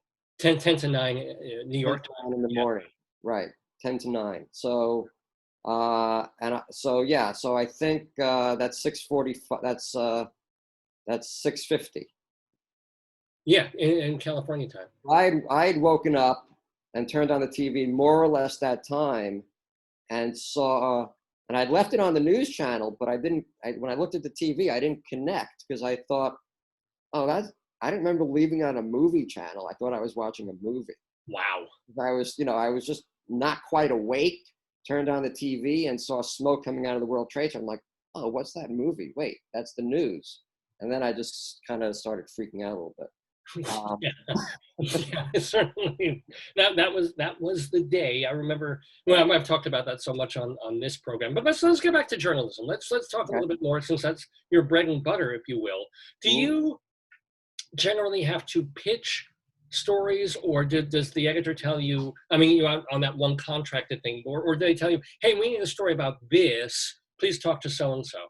No. So occasionally my editor will say to me, I want a story on this topic, but normally what we do is we map out the topics for the year in about November-ish. We map out the following year's topics because it's a bi-monthly magazine. So there are 6 issues per year. And I basically tell her what I'm going to cover. Nice. I do feature stories, features and sidebars. And then there's also a couple of annual publications to which I contribute as well. But and you can put your name on these. You don't have to be anonymous, right? My name is on this. And actually, I've got a very funny story about that. My name being on it. So back in the day when I was writing for Cyber Times at the New York Times on the web, the online dating services were just emerging. Match.com in particular. It was early days for Match.com. So I did an article for Match.com about Match.com for Cyber Times, and how it compared to going out to a bar and meeting someone. Right. And so my name, when the story came out, was on the article. So I was no longer anonymous. The way Match.com worked in the day was they assigned you an anonymous username and an email address there. It was a non-dot username at match.com was your email. Oh, for privacy. Yeah, and that's how you made up a username. So and I wrote this, no matter what I put in for the parameters, alcoholic, doesn't drink, non-alcoholic. Yeah, right. Yeah. None, promiscuous, no matter what I put in, the search results always came up with this one particular girl, a non-tillie, Tillie. Yeah. So I sent her a message and I got no response. And so when I wrote the article, I wrote the feature about the services emerging, and then I wrote a sidebar about my experience. And basically I said, it's just as easy to get rejected online as it is at the corner bar. There's no difference.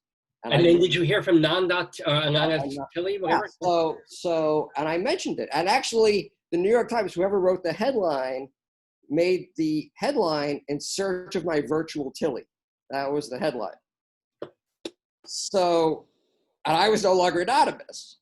So I wrote that basically I got blown off because she didn't respond. And I used her name. I used her her fake name, her name on the service. I had no idea what her real name was.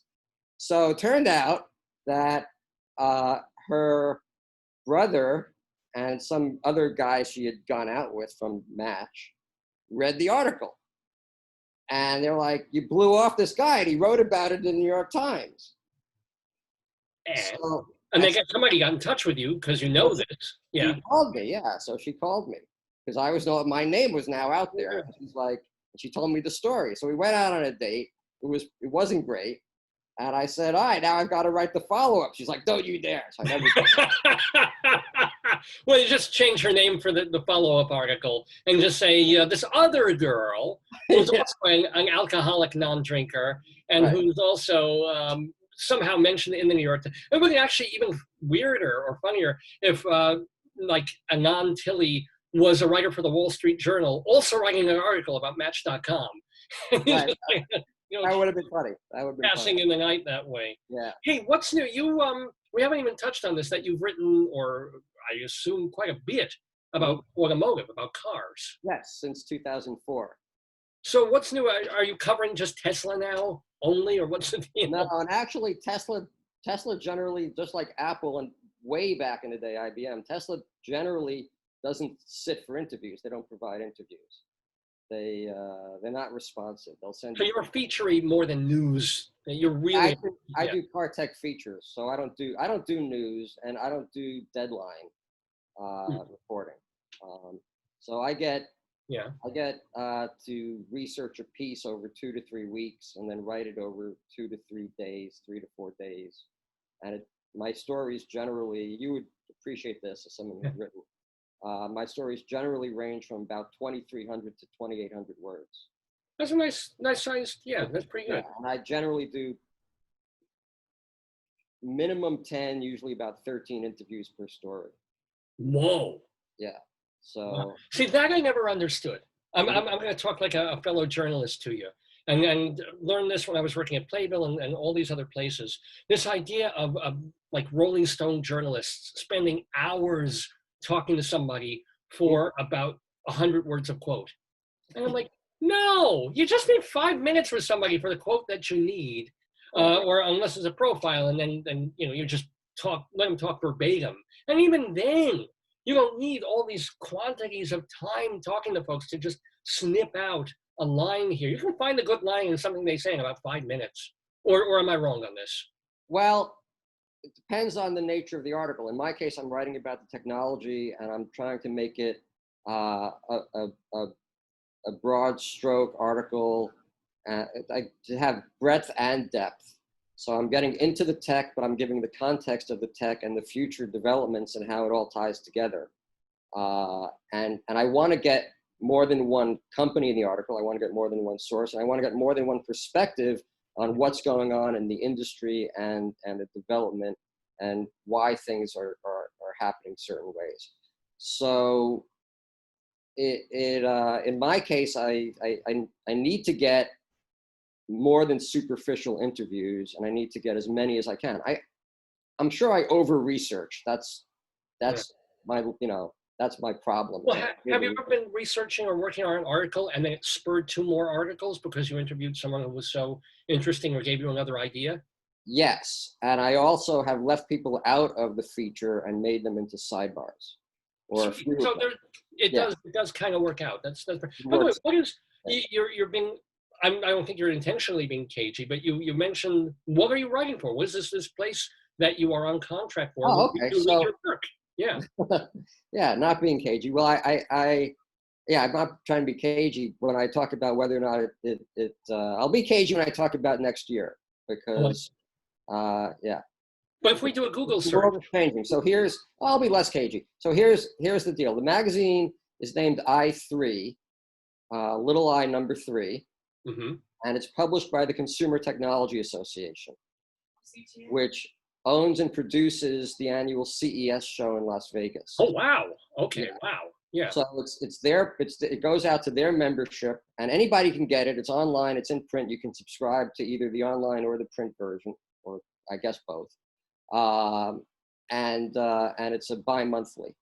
So my next deadline will be in November for the January-February issue.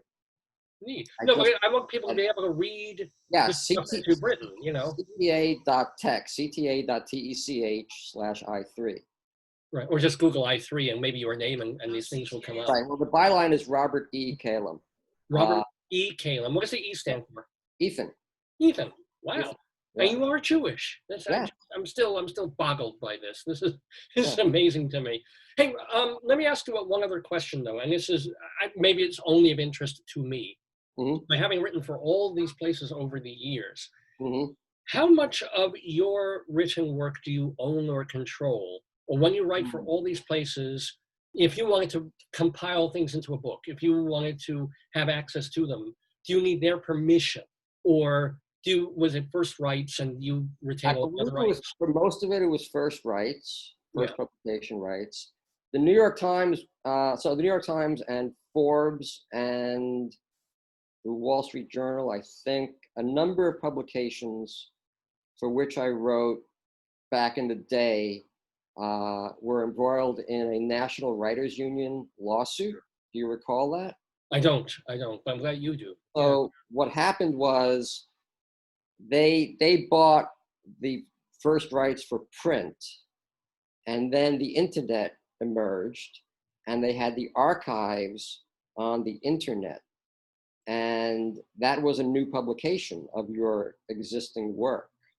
Right. So the National Writers Union said, you can't have that available online in the archives without paying the writers for clicks or views or whatever. And they sued all of these publications, several of which were clients of mine at the time.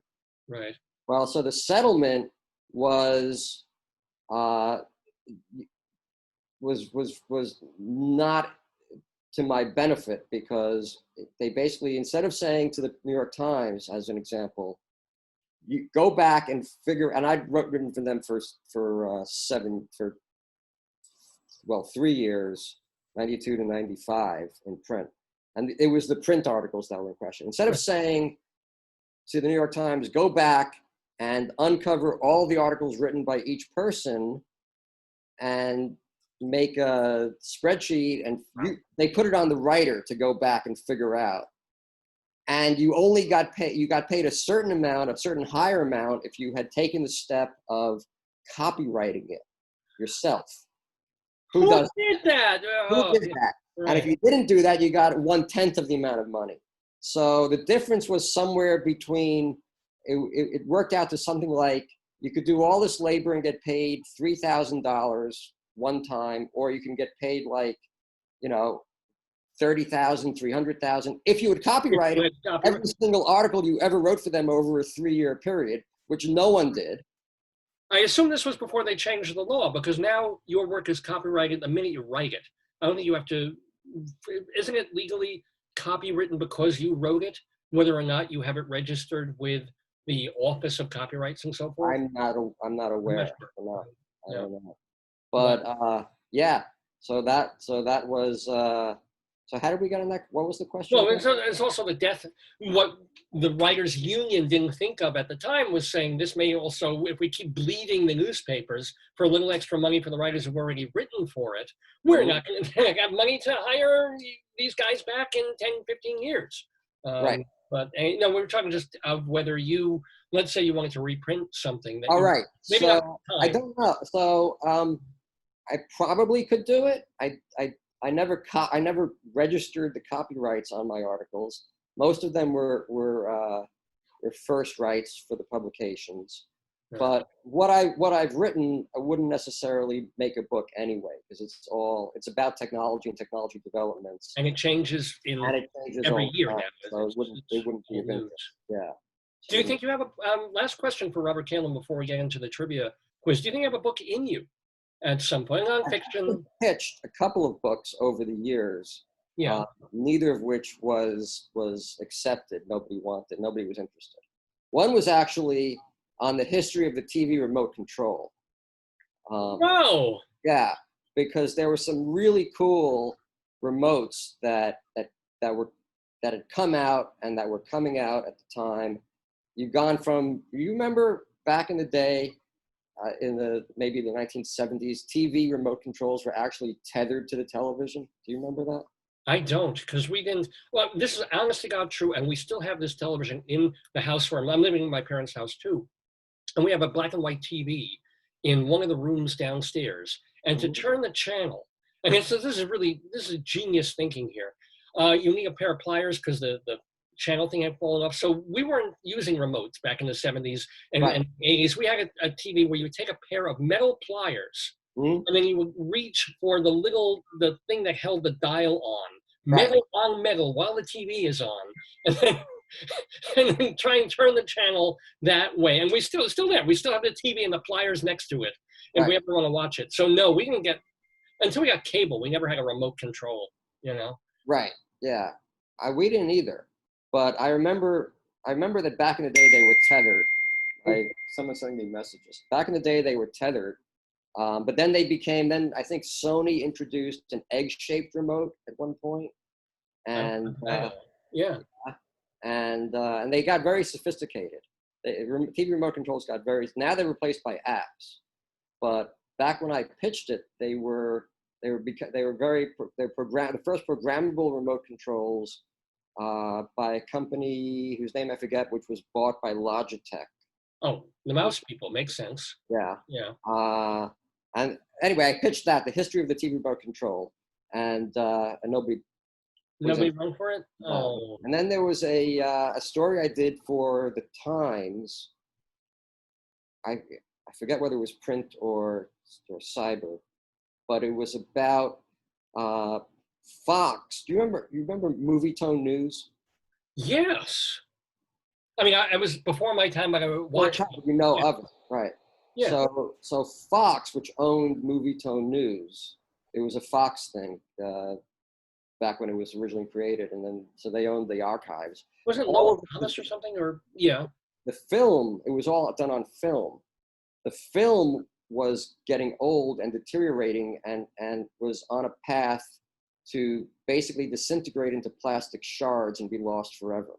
Right. So the company created a special machine, a high-speed digitizer that would go through all of these movie reels and digitize it. And they were on track to do it in something like a year. They would complete the archiving, the digital archiving of all of the Movie Tone News archives with this special machine that they created. So I did that story.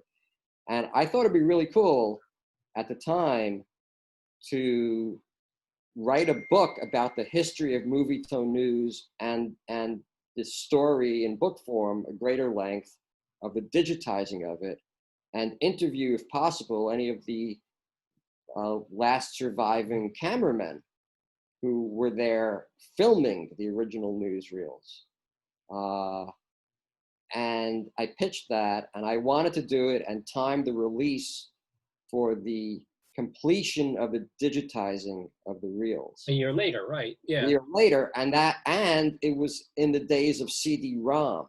So I pitched it as having a companion CD-ROM with, once it's digitized, you can put these movie reels on a CD-ROM and have a disc that would contain the movie reels to go with the book, or at least some of them. But they said...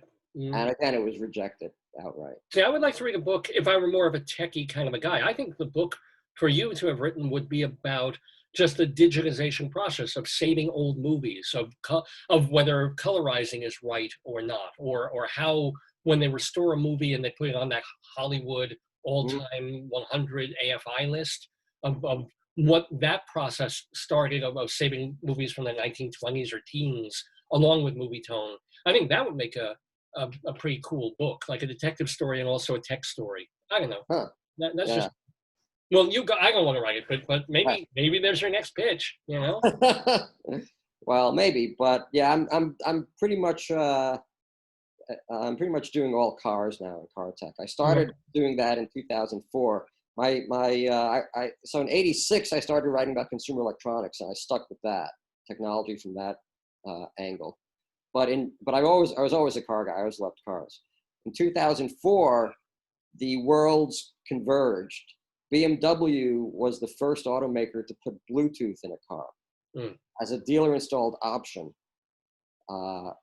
after sale. And so I used that as my jumping in point to start writing about car tech. Because you were doing consumer, I get it. Yeah.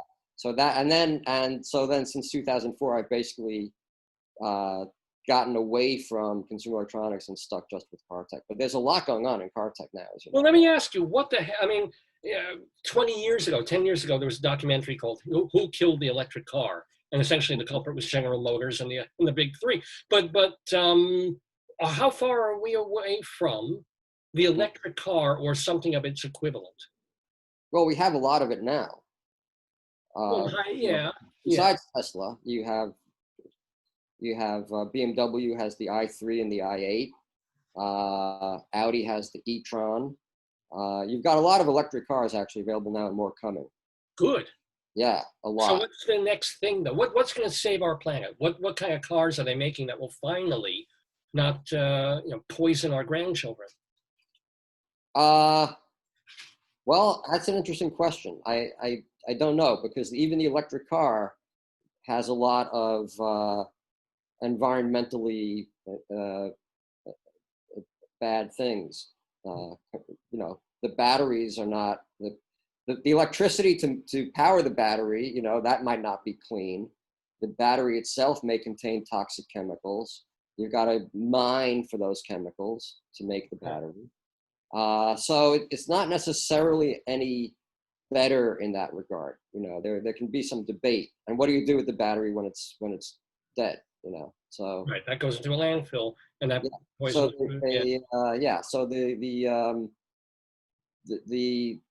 the debate can be had about how clean it is per se. I happen to be a fan of hydrogen. I always thought that hydrogen fuel cell vehicles were a really interesting technology, but they didn't really take off. There was a hydrogen-powered Honda Civic you could buy. Really? Yeah, I think it's still available. It was available for many, many years. I think you may still be able to get it.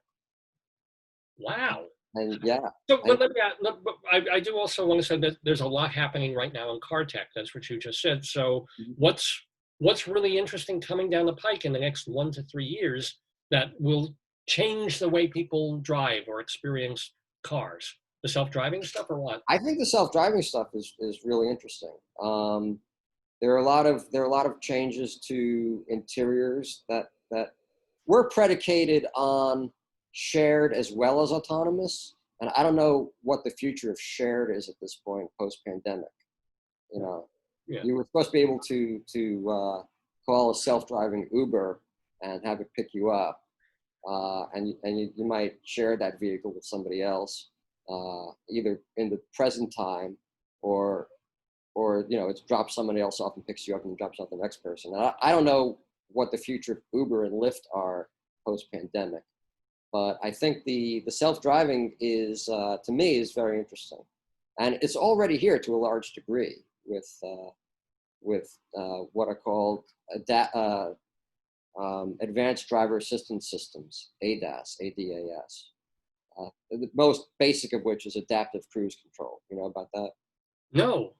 So adaptive cruise control, which is out for a long time, unlike regular cruise control, which maintains a speed and will keep you at that speed all the way into a brick wall, adaptive will maintain speed and distance, prioritizing distance. So as the car in front of you slows down, your car will slow down or speed up. Automatically, you don't have to hit automatically. And it maintains. So if you set the cruise at 55 and you come upon a car going 45, your car will slow down 10 miles an hour to maintain a gap. Yes.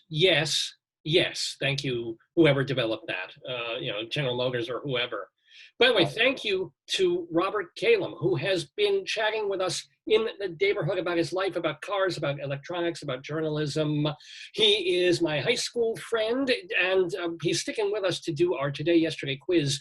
But is there a website where people can at least keep track of you? So cta.tech, cta.tech/I3, little I, number 3. My articles are there. You know, but I was also talking about do you have a website for people or? I did have a website, but I killed it actually. So I still have the URL, but it doesn't pull up anything. It was robcalem.com.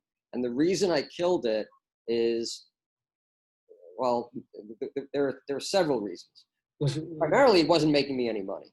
Oh, but beyond that, I made, I think, $20 over 3 years in advertising.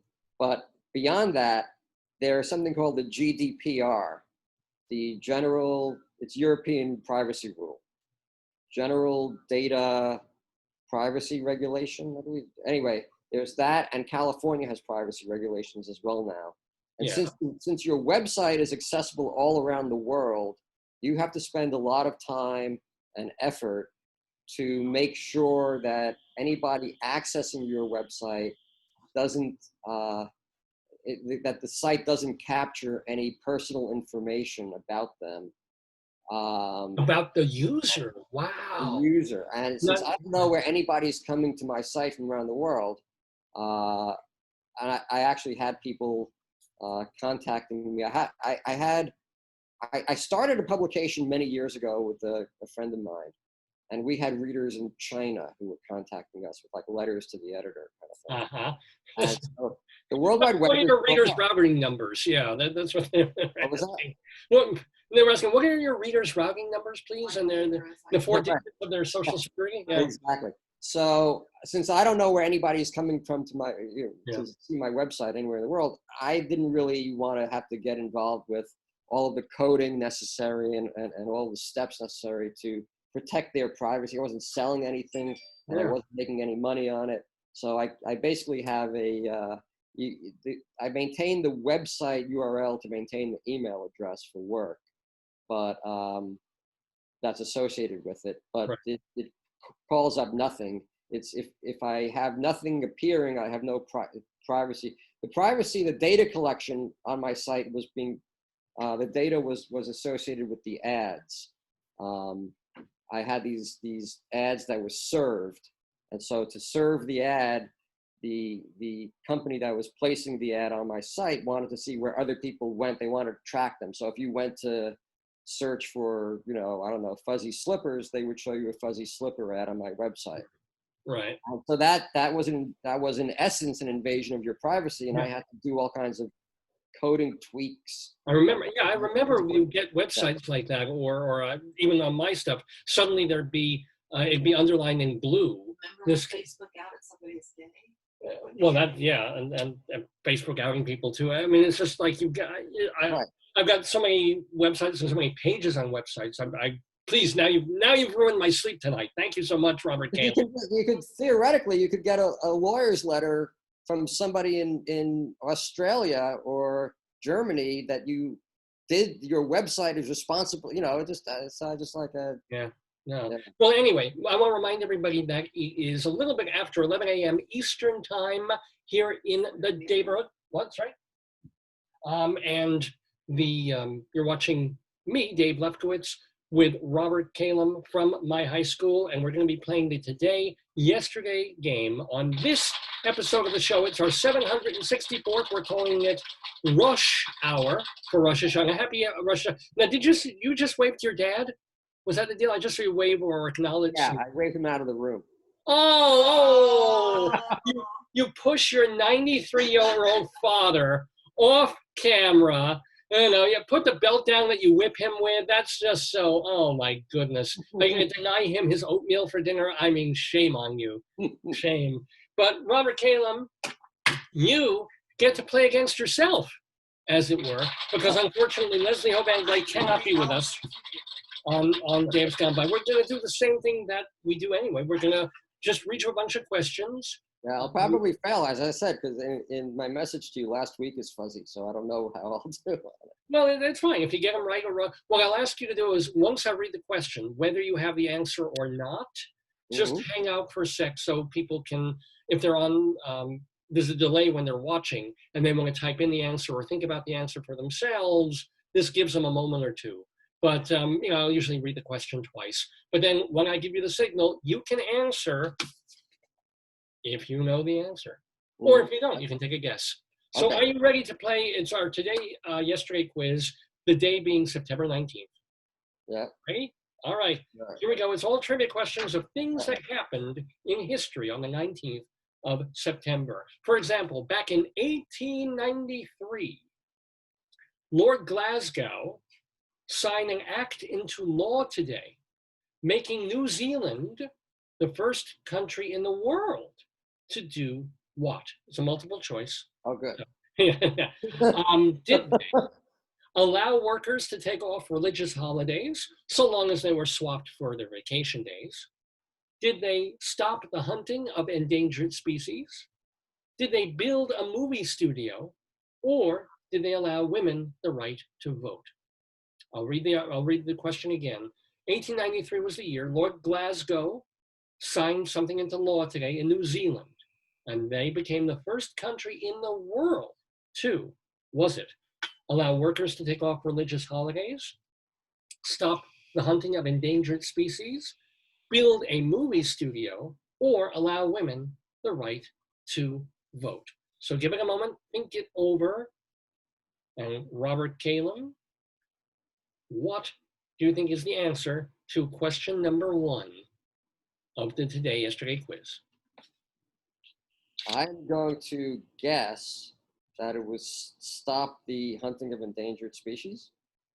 Because they have, I guess, weird animals and zebras and Right. things like that in New Zealand. And the answer is, and do we have any answers? Or It's the first religious holiday. Joyce is saying first trading religious holidays. Robert is saying endangered species. No, apparently it was the first country in the world to let women vote. Interesting. My second choice was going to be the movie studio. Yeah, no, movies, Edison had the Black Maria going like that year or a year, same year, but Edison did it in America, in New Jersey, of all places. So, all right, okay, you're 0 for 1. It's all right. That's one of the tougher ones this week. We got more coming. Our second question in the Today Yesterday quiz, 1932 was the year. After a high-speed chase, this man was arrested in the Bronx for kidnapping and killing the son of Charles Lindbergh, who was the most hated man in the world. Don't say it yet. Give people a moment. And I will read the question one more time. The year 1932, after a high-speed chase, this man was arrested in the Bronx for kidnapping and killing Lucky Lindy's son. Who was this most hated man in the, and I'm stalling here, in the world?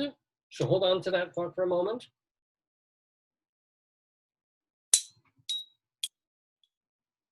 And Robert Calem, your answer to the trivia question is? I don't remember. Oh. Oh, no. Okay. I'll give. Lin-Manuel Noriega. Joyce is saying Lin-Manuel Noriega. No, it's not Lin-Manuel Noriega. He's her most hated man in the world. But the answer, I'll give you a hint, is sort of a Germanish sounding name. Adolf Hitler. No. I don't remember. The answer is Bruno Richard Hauptmann. Okay. Bruno Richard Hauptmann, he was executed in 1936, still declaring his innocence. So he said he didn't do it. All right. We got more questions for you. I'm failing all of them. Here we go. 1945 is the year. 1945. Today, and this one I don't know if I would know this either. Today at the Old Bailey, William Joyce, aka Lord Haw Haw, was sentenced to death for treason.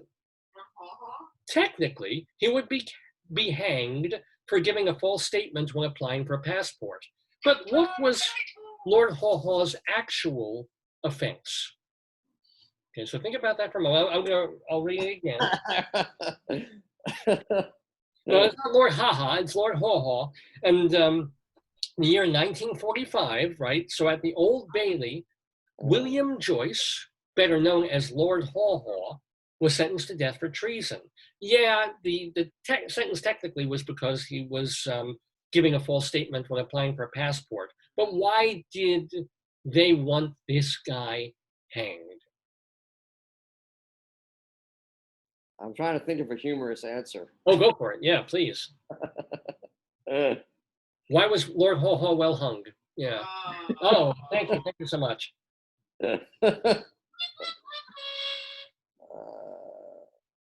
for putting on a bad theater presentation. I will give you 1 point for that out of 2, because in some level, you're right. Lord Haw Haw was kind of, I'm going to give the answer. Do we have anybody there who's... Any quiz guesses? No. No. Lord Haw Haw was kind of the German version of Tokyo Rose. So from about 1939, he would go on the radio. He was a pro-Nazi fascist. Isn't that overkill? And he would go on and do these broadcasts, essentially trying to get the English people to go against Churchill, go against Chamberlain. Was his real name Lord Haw Haw? No, it was Haw Haw. His real name was William Joyce. But that was the thing. He was a propaganda guy. He would get on the radio. He would be Joseph Goebbels in a way, but an English guy with an English accent. He was an Englishman. What was that? Lord Goebbels? No, not mounting gerbils. He was not mounting gerbils. That would be a very different thing. And we call it the Deer Law. No, I don't know what that means, but yeah, that was the thing. He was on there for a couple of years doing these broadcasts that were trying to kill British morale during the war. He escaped arrest in 1939 from England, moved to Germany. He was arrested for being a fascist there, and they hired him in Germany to go on the radio. And he became the Third Reich's best-known radio propagandist, mocking the English and trying to get them to surrender. And there's an amazing broadcast of his last one in 1945 or 1946, where he just sounds completely drunk and demoralized. They brought him back to England and killed him, which is, if you think about it, he was just a radio guy. He never killed anybody, and he got the death penalty. So, Treason, right? Was it treason? It was treason. It's literally treason. Lord Haw Haw. And if you go looking, by the way, on YouTube for more of Lord Haw Haw, what you're going to find is the British answer to him for another guy that they got up there who was English and was essentially mocking Lord Haw Haw's mockery. So it's all so complicated. Now, I'm assuming the Joyce Theater in New York is not named after him. Joyce Theater in New York was named after my wife, Joyce. Believe it or not. Yeah, no, and yeah. No, they named it that because, I don't know, I guess they had no choice. Yeah, there we go. That's comedy for you. That's humor.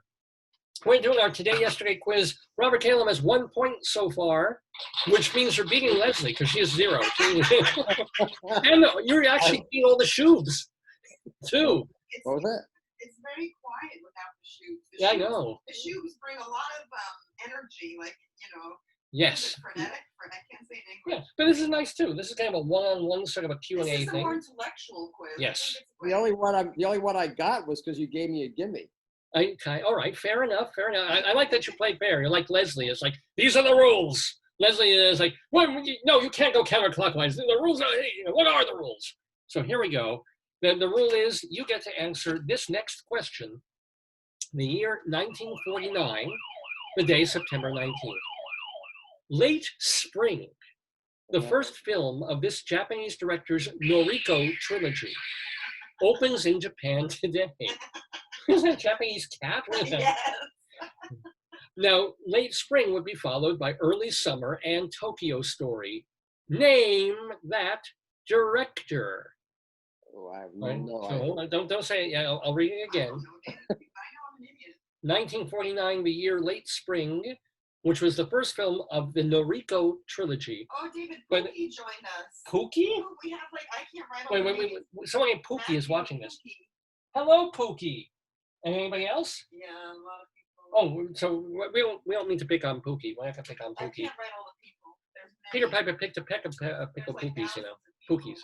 Oh my God, Maria Bill J-Lo's watching. Wow, wow, J-Lo. How are the New York Mets doing? Trevor, Wendy, Peter, Esther, Maya Esther? Yeah. Esther, welcome, and Dan and James, Kevin, Blake, Don, Michael, Janigi, Jamig. This whole strip, I can't write. I hope you like Jamig. All right, hold on. There's whole a Mobius strip of people on Joyce's computer that I have to hold out to here to see their names. Sorry, Gregory, Trevor, Jeffrey, Jay, Dan, Gaylord, Sarah, Gaylord again. He came back. Tim, Joy, and Stephen. And I think I can scroll this way with more people. Yeah. And Eileen and Matthew. Oh, Matthew. Wow, an actor there. Giorgio and Rosh. Rocky. Pookie. Oh, that's Pookie. I can't read. I can't read my glasses. There's your Pookie. Apparently Rocky is drawing us. And Evan as well. Well, welcome to all the Davidians, and Rose. Welcome to all the folks who are tuning in to the Daverhood on this Saturday. We're asking questions in our yesterday trivia quiz. It's the neighbor's cat with the freaky eyes again. Oh, it's the neighbor's cat. So here we go. It's time to go on to our next question. Well, the middle of this question. Hey, Robin. 1949 Robins tend to come out in late spring. Late Spring is the first film of this Japanese director's Noriko trilogy. The other two would be Early Summer and Tokyo Story. Name that director. I have no idea. Oh dear. Oh, all right, hold on. Uh-oh. It's like when a child passes a big old outdoor place with a whole bunch of exotic animals in it, what does the child say? Oh, wow. Zoo? Put them together and you get? Oh, wow. Zoo? No. Oh, wow, zoo. Close. Oh, wow. You get a quarter point. No, the answer is Ozu. Get it? Ozu. Yasujiro Ozu. Okay. And his films, which are actually quite lovely. You know about the kosher Japanese restaurant? No, what about it? Sosumi. Yes, indeed. Yeah. Oh my God, yeah. Send your complaints to davesgoneby@AOL.com. Ladies and gentlemen, next question. Rosie, Robbie, and Ray joined. It's alliteration. Rosie, Robbie, and Ray are new Davidians watching the show on this Saturday, September 19th. That is the day in question that we are doing our Today, Yesterday quiz about. 1955 is the year. After 3 days of conflict, the Liberating Revolution overthrew this country's government and sent its leader into exile for nearly 20 years, forcing him, there he goes, forcing him to abandon his teenage girlfriend. Oh, God. For 1 point, name the leader, and for the other, name the country. 1955 is the year. Is it Jerry Lee Lewis? It's not Jerry Lee Lewis, and it's not Lin-Manuel Noriega either. No, who's the other guy? The theater, Not Roman Polanski. It's not Polanski. It's not a film for. It's R. Kelly. Nope, not R. Kelly. But you're in the ballpark because this teenage girlfriend was really like teenage girlfriend. So after 3 days of conflict, 1955 is the year. This liberating revolution overthrew this country's government and sent. The answer was Shana Tova. Oh, that was not an answer. And sent the leader into exile for like 20 years. He had to abandon his teen girlfriend. For 1 point, name the leader, and the other, name the country. 1945. 55. Yeah. 55. That's a tough one, Dave. It is. I'm gonna have I will think of a hint for this one. Yeah. What continent was it on? Let's see what Roosevelt? Is that what he said? He said no. What continent? Oh boy, yeah, sure. Throw the idiot me a geography question. It would be South America or Latin America. It's one of those. South America or Central America? Or maybe Central, yeah. Either one of those Americas with those kinds of people in them.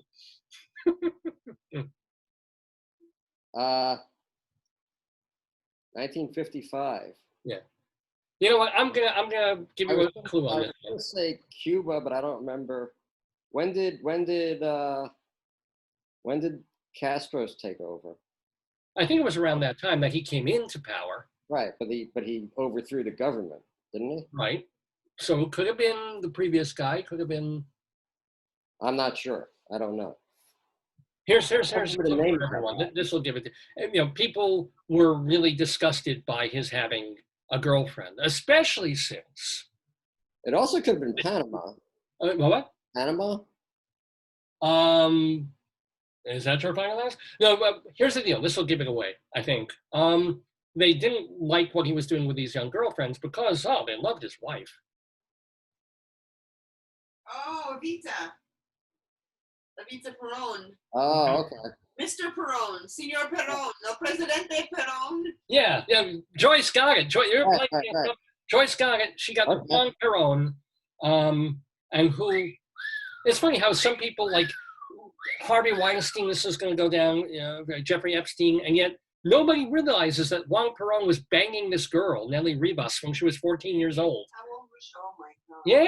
Yeah. Somehow when you bring up the name Juan Perón, you think of Evita, you think of his You don't think of him as being a dictator. Maybe he's just a dick. Yeah, well, or using his dick in the wrong tater, I'll tell you that. He's a child molester, really. Essentially, yes. Essentially, well, yeah. So there was Juan Perón, and the weird These part. Such depressing questions, David. Well, what can I tell you? This is what happened on this day, and he went back in power. He was elected again. He was in exile for 20 years, came back in the 1970s. Well, he got the younger generation's vote. Well, he populated the younger generation himself. All right, speaking of dictatorial kinds of people, 1959 is the year. Nikita Khrushchev was having a fine time hobnobbing in Hollywood on his diplomatic trip to America. But the mood darkened when this happened. Multiple choice. Okay, good. I like multiple choice. Yeah, no, I wouldn't need to hang on with this one. Yeah. An anarchist tried unsuccessfully to stab him on the Walk of Fame. He was denied access to Disneyland. Otto Preminger snubbed him on the set of Anatomy of a Murder, or a blackout at the hotel stranded Khrushchev in an elevator for nearly an hour. Okay, so think about that for a moment. I'll read the choices again. I'll read the question again. September 19th, 1959, Nikita Khrushchev was having a fine time hobnobbing in Hollywood on his diplomatic trip to America. But the mood darkened when this happened. What was it? Was it an anarchist tried unsuccessfully to stab him when he was on the Hollywood Walk of Fame? He was denied access to Disneyland. Otto Preminger snubbed him on the set of Anatomy of a Murder, or a blackout at the hotel stranded Khrushchev in an elevator for nearly an hour. Now, take a moment to think, or make a choice, or guess. Do you have any guessers there? No, I asked if they're any high school alum. Yeah, I'm surprised we're not getting more people from the Hewlett days. Well, they're celebrating the holiday. Yeah. All right, so Robert Calem, do you have an answer to our Khrushchev question? I'm going to guess he was denied entry to Disneyland. Oh. Is that your final answer? Hamilton, they wouldn't let him in. Trying to say, no, they won't let him to Hamilton. Are you going to go with the Disneyland one then? I'll check. Yeah, I'll go with that one. Final answer is 2 points for Robert Calem. That is exactly what happened. He was denied access. Oh, his family would have been allowed, but they wouldn't let him into Disneyland. He wasn't this tall. That's good. That's very good. And it really, that kind of soured the whole trip for him. Because he was at Hollywood parties and meeting all these actors. He was having a wonderful time. Right. 1 year later, 1960. All right. This painter made the cover of Life magazine on her birthday. For 1 point, who was this painter of such works as Autumn in the Berkshires and 4th of July? And for the other point, what was so special about this birthday? Okay, so take a moment. Take a moment. Too deep. 1960, you're a magazine kind of a guy. This painter made the cover of Life magazine on her birthday. For 1 point, who was this painter who painted such works as Autumn in the Berkshires and 4th of July? And for the other point, what was so special about this painter's birthday? So give it a moment, give it some thought.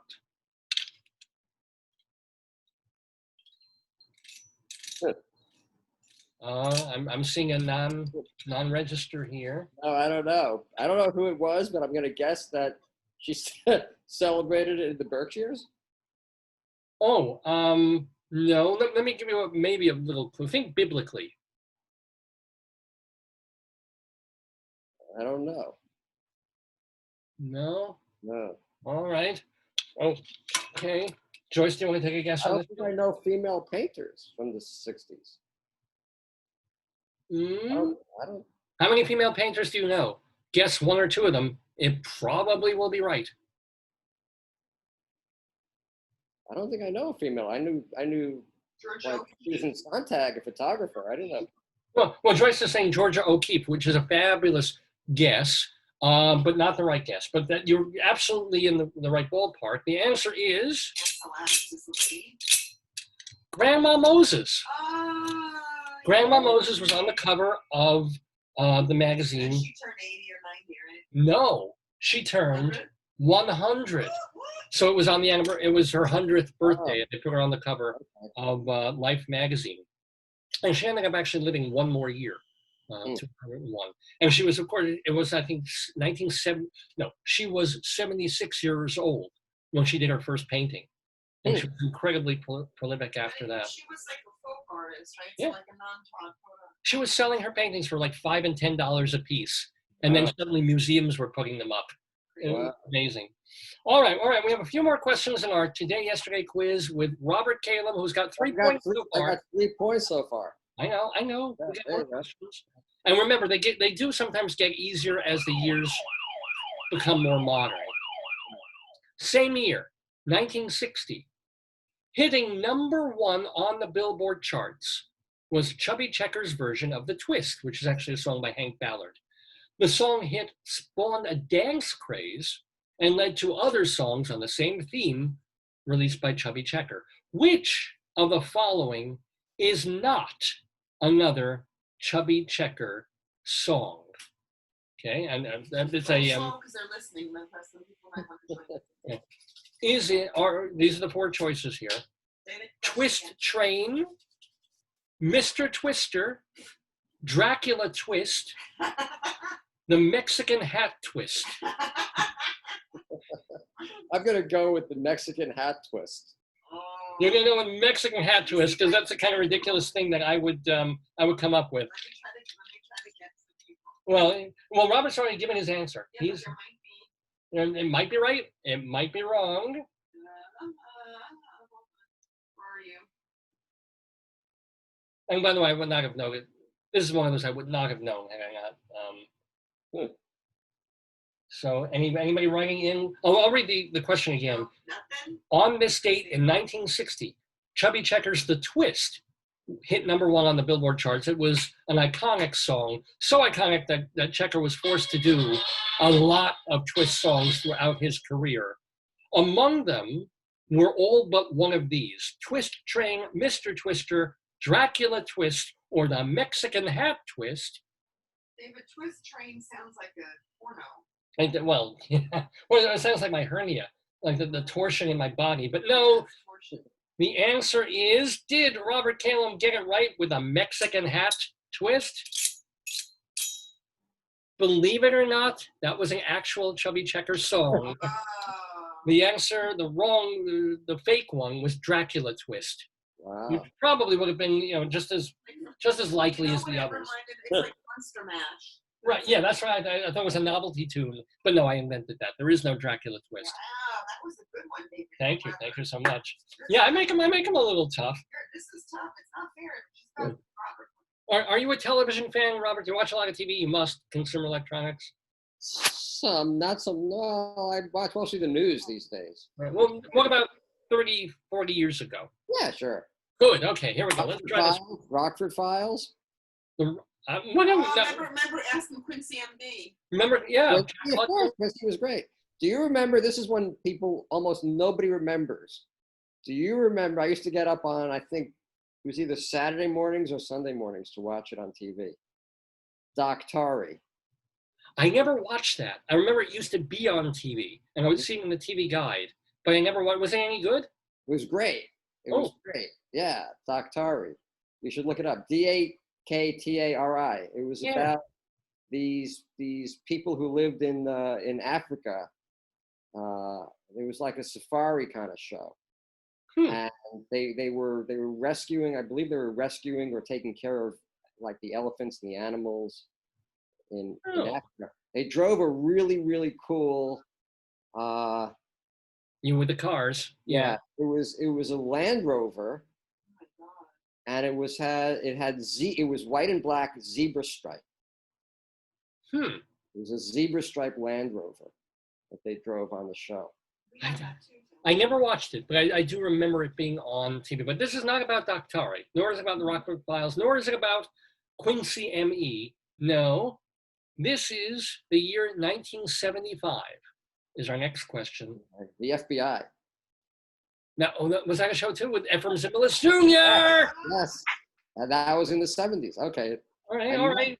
This is a little later though. This is because actually I think Doctari wouldn't that been 60s or yeah, Doctari was 60s, but FBI was in the 70s.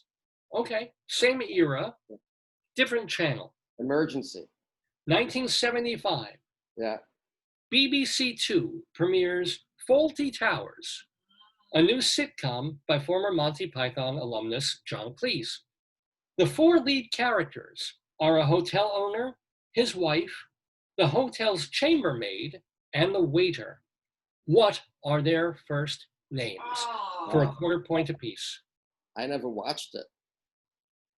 Oh, wow. Yeah. You're watching Emergency and Doctari, but never saw Fawlty Towers? I heard of it, like you heard of Doctari. Doctari. I never watched it. Wow. Well, shame on you for never seeing Fawlty Towers, sir. Shame. Hun, do you remember any of the Fawlty Towers character names? The guy was called like Luigi. No, it was not Luigi. Nor was it Lin-Manuel. Like Luigi's a video game character out of Nintendo. Gustavo? There was no Gustavo, Yeah, although you're on the right track in terms of a Spanish name. Gustavo? No. Ricardo? Huh? Ricardo? No, it wasn't a Ricardo. That was Lucy's husband. Luigi. No, it wasn't a Luigi. No. Manuel. Esteban. Good Lord. Did you just accidentally hit on that? No, I channeled your brain. I sucked it from your brain. Joyce got 1 quarter point there. The Spanish waiter, he's from Barcelona, was Manuel. Wasn't his name Sheila?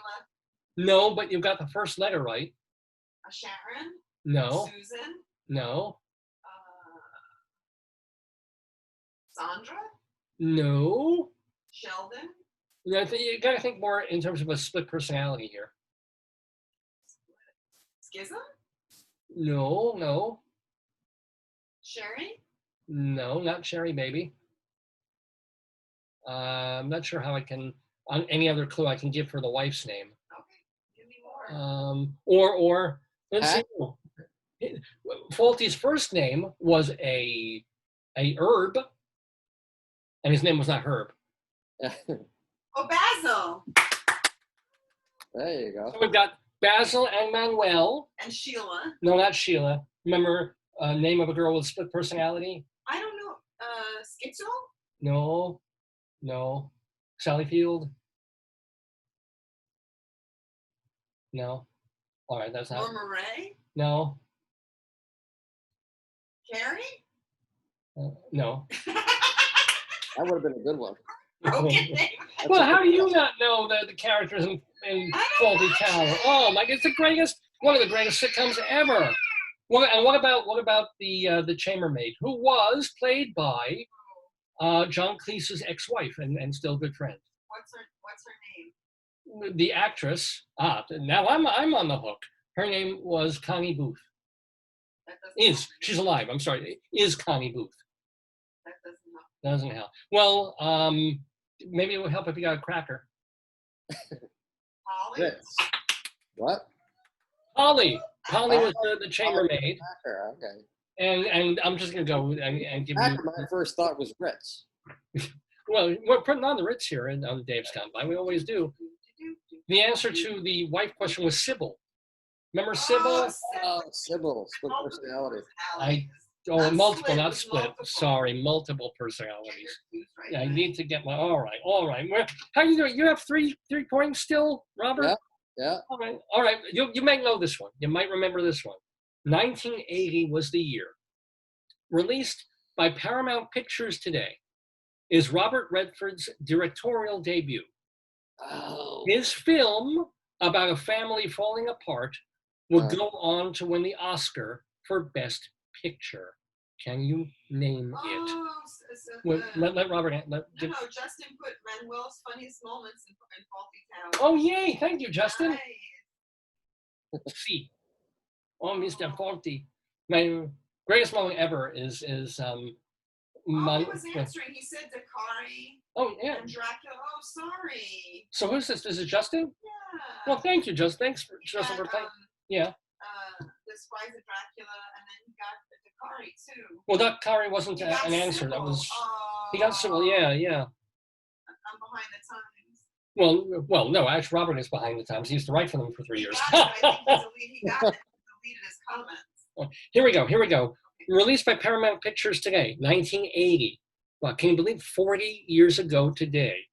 Robert Redford's directorial debut. His film about a family falling apart would go on to win the Oscar for Best Picture. Can you name it, Robert Calem? No? All right, I'll give clues. All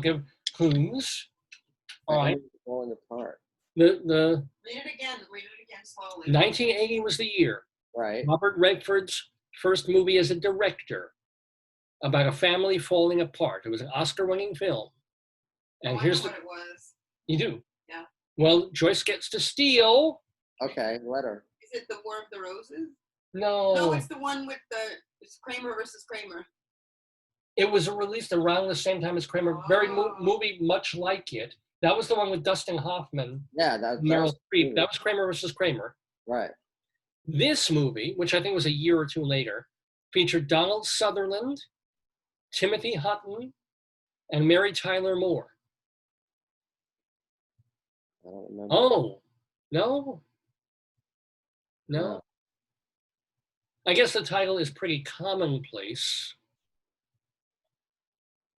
Well, it's not Pretty Woman. No, it's not Pretty Woman. Unless you're looking at my face and thinking Pretty Woman. But, no. No, it's a commonplace kind of a title. Everyday Troubles? Kinda like a title like that. Everyday Life? Nothing out of the, Casino? No, it's not Casino. Everyday People? You're half right. Ordinary People. Thank you. There you go. Yeah. Oh, and so did Justin. He got it too. I'm going to throw you a quarter point on that one. Justin got it too. Well, good. Well done. It's also easier, with all due respect to Justin, it's a little easier to be at home kind of typing than be on the spot. No, I'm not saying they're cheating. But I'm saying, Robert's got a camera on him. It's live. He's on the show. He's used to it. He's a journalist. That's true. All right. This was going to be the tiebreaker. So you have 3 1/4 points at the moment. So you're still beating Leslie by a whole bunch. 1911 was the year. Oh, God. Born today. Now, wait a minute. We went to the same junior high school and high school. We read this. Born today in Cornwall, this English novelist will go on to win the Nobel Prize for Literature for such works as Darkness Visible, The Spire, and his classic novel, Lord of the Flies. Name him. I remember Holden Caulfield, but That's Catcher in the Rye. That's, oh God, what was his name? Caulfield. Who? Who wrote Catcher in the Rye? Holden Caulfield was the character. Tim Salinger was Catcher in the Rye. I'll give you a point for that. Okay. No, but this was a different author who wrote Lord of the Flies along with The Spire and Darkness Visible. I don't remember that. I won't give you the silver. that's a yeah. Yeah. Oh, no, if you I get don't the remember reading Lord of the Schubert. Flies. I don't remember reading Lord of the Flies. We all had to read Lord of the Flies. You have to read Catcher in the Rye. I don't remember reading Lord of the Flies. Yeah. The kids are trying to form a government and they end up killing Piggy. Remember that? Yeah, Piggy was nice. Piggy was a fat kid. It wasn't an actual pig. It was, and then I got the conch. It was just like Peter Pan, except more graphic. Yeah, pretty much. Yeah. I don't It was remember Peter Pandemic. Ayn Rand. No, not Ayn Rand. No. Joyce is saying Lin-Manuel Noriega. No. The answer was William Golding. Was the author of Lord of the Flies and all those. He wrote like a dozen books or so. Yeah. William Golding, basically about how society falls apart when it tries to make a society of itself. So, yeah. Welcome to El Cheeto Land. So anyway, in the Society of the Daverhood, Robert Calem comes away from our today yesterday quiz with 3 1/4 points. Well, yeah, Potato actually got a -4. So you're doing really, really well, I have to say. So Robert, this has been fun. This has been a blast. I hope I know it's easy for me to ask the questions because I sit there during the week and I'm looking at the answers in front of me and I'm coming up with it all. I know it's much, much more difficult on the other side of things, but hey. And as Royce says, I'm a very trivial person, so there you go. But the thing is, it's been great to have you in the Daverhood on the show. I hope you'll still stay a Davidian, even though now you are a friend of the Daverhood officially. An alum of this show, of my junior high school South, and George W. Hewlett High School. Shout out to all the people in high school who didn't make my life miserable. None of the bullies, none of the greasers, none of the girls that turned me down, just the good people. Do they still call them greasers, by the way? Or is I don't think they're called that. Yeah, I probably couldn't get away with calling them greasers. Or we used to call, I didn't, but I was absolutely shocked when friends of mine would make fun of Japs. I was like, what it was a World War II, and what they meant was Jewish American princesses and princesses, of which we had several. Right. And which of course we weren't. We were the nerds, So I've got another story for you. Yeah. Back in my consumer electronics coverage days, in the 87 timeframe, do you remember the industry called it boom boxes? Do you remember those? Oh, sure. Yeah. There was another term for them. Yeah. There was another term for them that I used at a Sony press conference. And I asked a question. I said, what is the price of what was the other term? And they yelled at me and said, it's called a boom box. Well, did you say Ghetto Blaster? Yes. Oh yeah, I remember that. And you cannot call it that now. I did at the press conference. What's the price of the Ghetto Blaster again? Yeah. Boom box. No. It's sort of like if you see a stray cat on the street, you don't say, "Oh, look, Vietnamese food." No, you just don't say that. You can't make a joke like that anymore. As you see an Italian on the street, it's like, "Hey, his shoes aren't made of cement." You can't do that sort of humor at all. No, you just can't do it.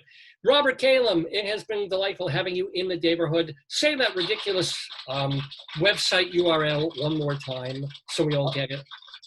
cta.tech/i3. cta.tech/i3. Little I number 3 to read the writings of Robert Calem, mostly about automotive, but also about electronics and business and consumer electronics. And all the other stuff that you're writing. Please keep us posted. Please let me know. You know how I do the Friends of the Daverhood every week. Please let me know when you've got a new article out. I can direct people to it. There'll be one coming soon. The September. Look, of all people, let's just say hi really, really quick. Stay with us for a moment. Yeah. Oh, Really? Bill missed it. Oh, hold on. Did we? Oh, I think it was an accident. Leslie was trying to get into the meeting, but no, she's not. She's not on video. Hey, let's just say hi to Leslie Hoban Blake, our friend of the Daverhood. Are you there? Happy Rosh Hashanah.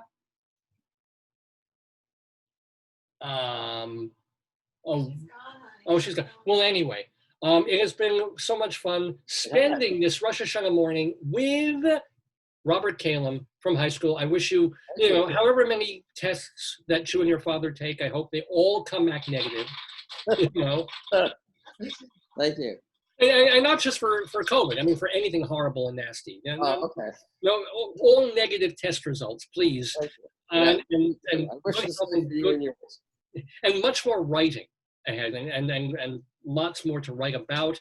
And we look forward to reading you in and out of the Daverhood. I will send you a link. Please do. I mean, especially when you have a new article posting, and we can tell our our viewers, hey, go read Robert in cta.tech.ie.qvcw.LGBTQMPK.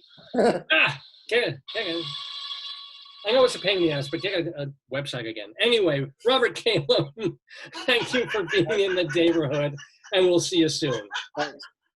Happy New Year to you. Happy New Year to you and Joyce and your family. Thanks. Thanks so much, man. Robert Calem in the Daverhood on this September 19th. Well, anytime somebody has a thing where it's like this dot / that's so 1991. Is a well-known organization. CTA Tech, meaning he's a tech for the org, writes, and then he's got a number. I'm sorry, but are you really going to remember that 3 days from now? No, but I think it's secret for a reason. Oh. He doesn't want, Well, because he was saying that he doesn't know if they'll rehire him next year. That's the scary part. Oh, Robert just joined the watch party. Well, welcome back to Robert. Robert, you should get on the show sometime. Robert Calem is now a friend of the Daverhood, and we're very excited and happy to say that. We thank all the Davidians who have been watching the show and playing along with our Today Yesterday quiz. Yeah, Justin probably ruled the roost today on our Today Yesterday quiz. But we have still more to do on this Dave's Gone By episode of the show. We've got our Colorado Limerick of the Damned coming up. We got to say farewell to Toots, Hibbert, and Kasha, only one of them was a friend of the Daverhood, but have memories to share of both of them. We've got our Dave's Big Dictionary, which the word today is going to be dynamo. So I know it's almost 10 to noon Eastern time already. So we're going to be a little, we started the show like 15 minutes late. So we will definitely squeeze all that into a few more than 10 or 15 minutes. He put it in the chat. Who did? What? He wrote in his website. Thank you, man. And most excitingly enough, I gotta go to your page. We have Rabbi Sol Solomon, who will be giving us something of a holiday Rosh Hashanah blessing and also reading the papers today. Maybe we'll table the dictionary thing because there's just not enough time to do all the stuff that we want to do.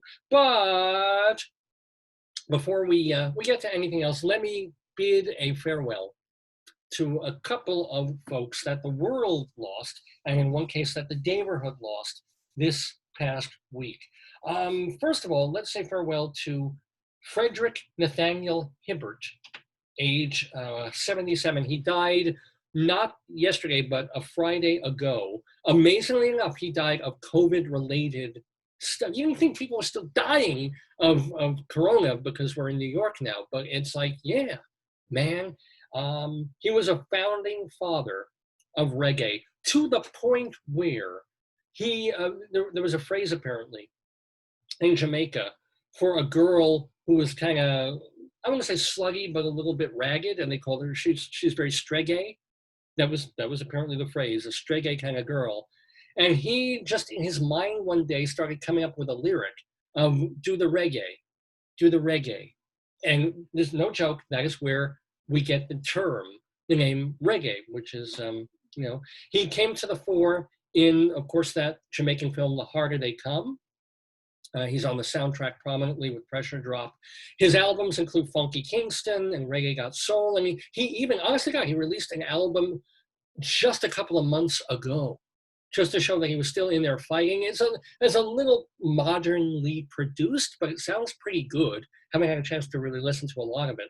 But yeah, man. And then COVID knocks him out. And it always bugged me that Bob Marley got like 98% of the cred for reggae. That Bob Marley is like here, and Peter Tosh and everybody else is way, way down here, and Toots Hibbert. People really don't even, everybody knows who Bob Marley is. Your average person on the street probably has never even heard of Toots and the Maytals, which is this terrible overlook thing. That's not correct grammar. But you know what I'm saying? It bugged me that here's a guy whose best stuff is right up there, and sometimes even a little better than Marley's great stuff.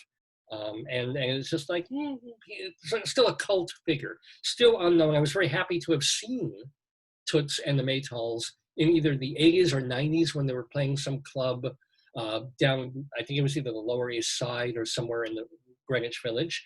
But my favorite story, my favorite memory, and I am not a person, you can probably see this from my racial makeup and my character, that I'm not a person who enjoys doing handiwork and chores and stuff. That is not my thing. You know, laundry, I don't, washing dishes, fine, but don't ask me to do drywall. Do not ask me to hammer things or unclog drains or unscrew things or plug things or build the forget it. You ask me to build a table, it would probably come out looking something like this. What, 3 days to do my exercise diet? Yeah.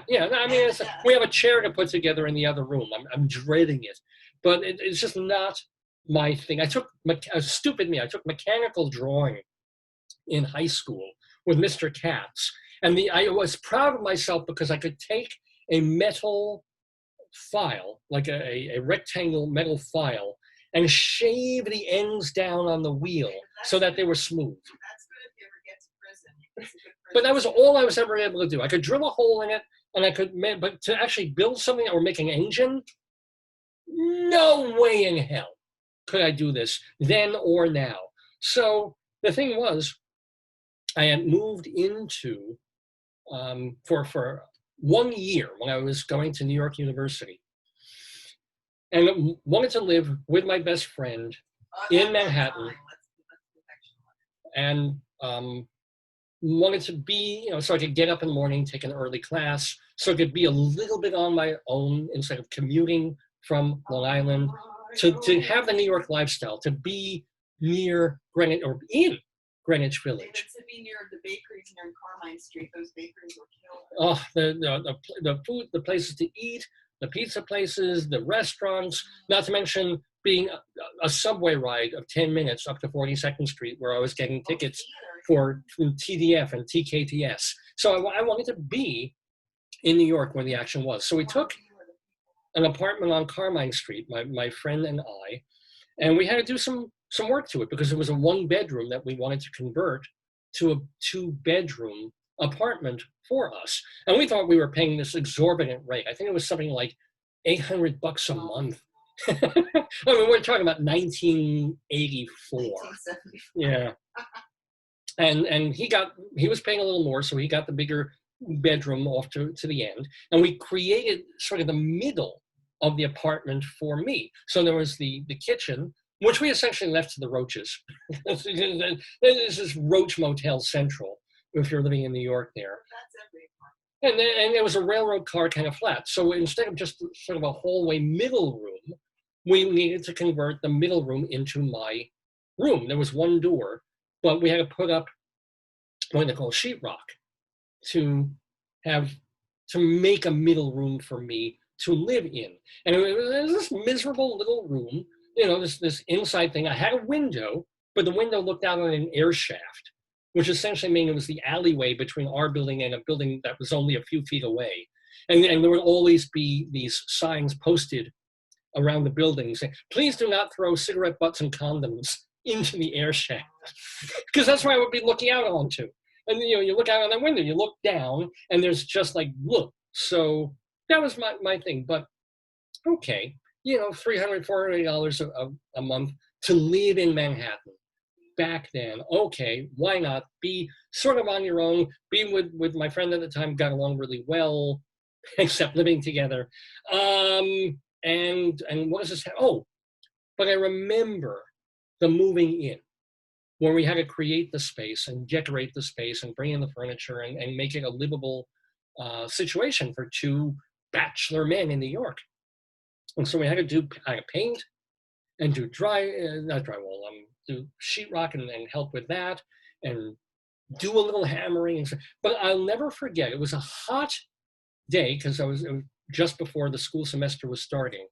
Hot summer day, windows wide open, painting the windowsills and helping paint the walls. And we blasted over and over again Toots and the Maytals' Reggae Got Soul, that album. And just playing it over, especially side one. This was in the days still of record albums, right? And you okay? And that was the album. That was there was just something so cheerful and something so promising.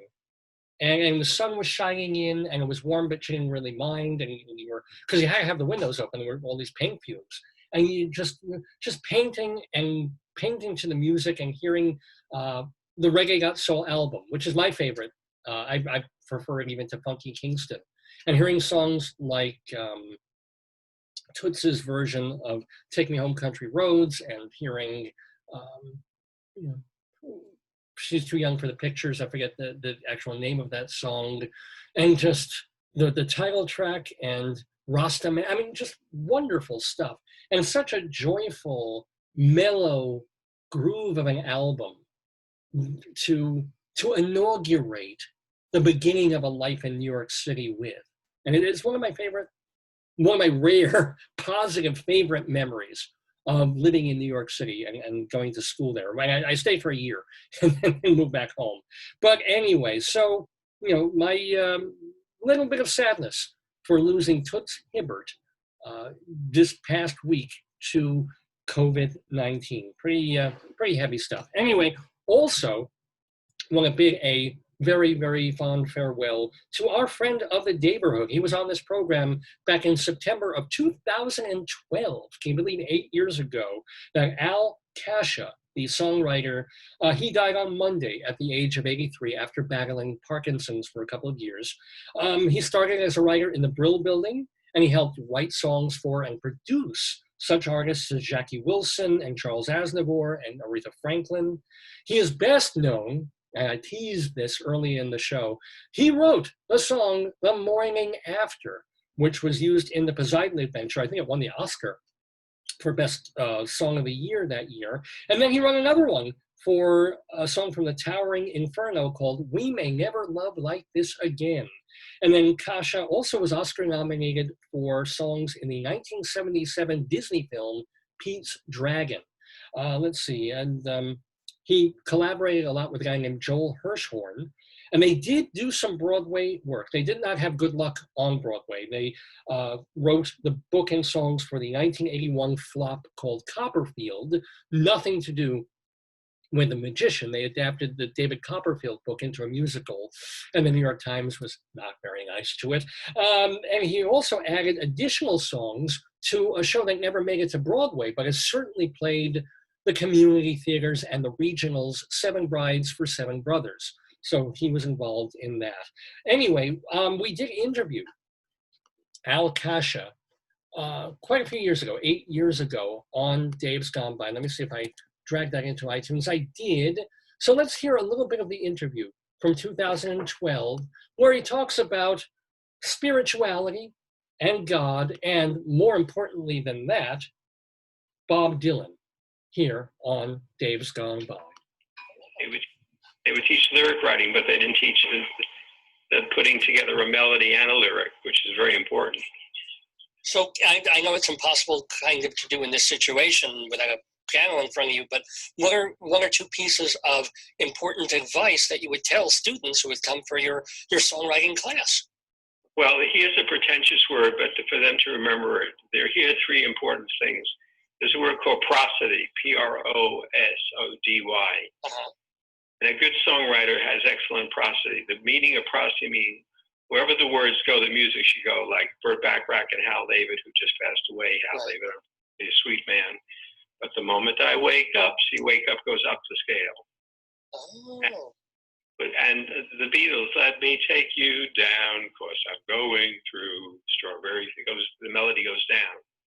So as simple as that sounds, sometimes I'll have students over the years, Dave, and I said, that's emotion goes up. Well, why are we going down? You know, climb every mountain goes up the scale. Climb every mountain, it goes up the scale. You know, I have, speaking of musicals, I have to recommend a musical to you. Are you familiar with A Class Act? Sure. It's like a wonderful show. You made me think of it because it's all about the songwriting class that they used to, the Lehman Engel class that they used to have. And I'm glad that you know about it because I think that's just a marvelous show.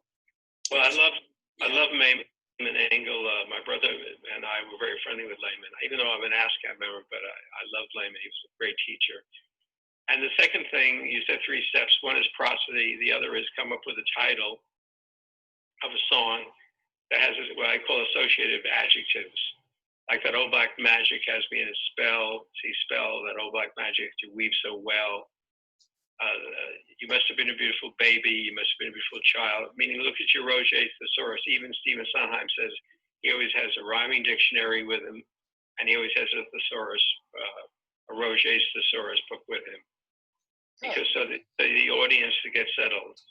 And write something that I say in I just wrote a new book that's coming out about songwriting. It's the most detailed book I've ever written. It's 315 pages, and it's going moving with the times. People say, why you, Kasha, at this age, you still have your records?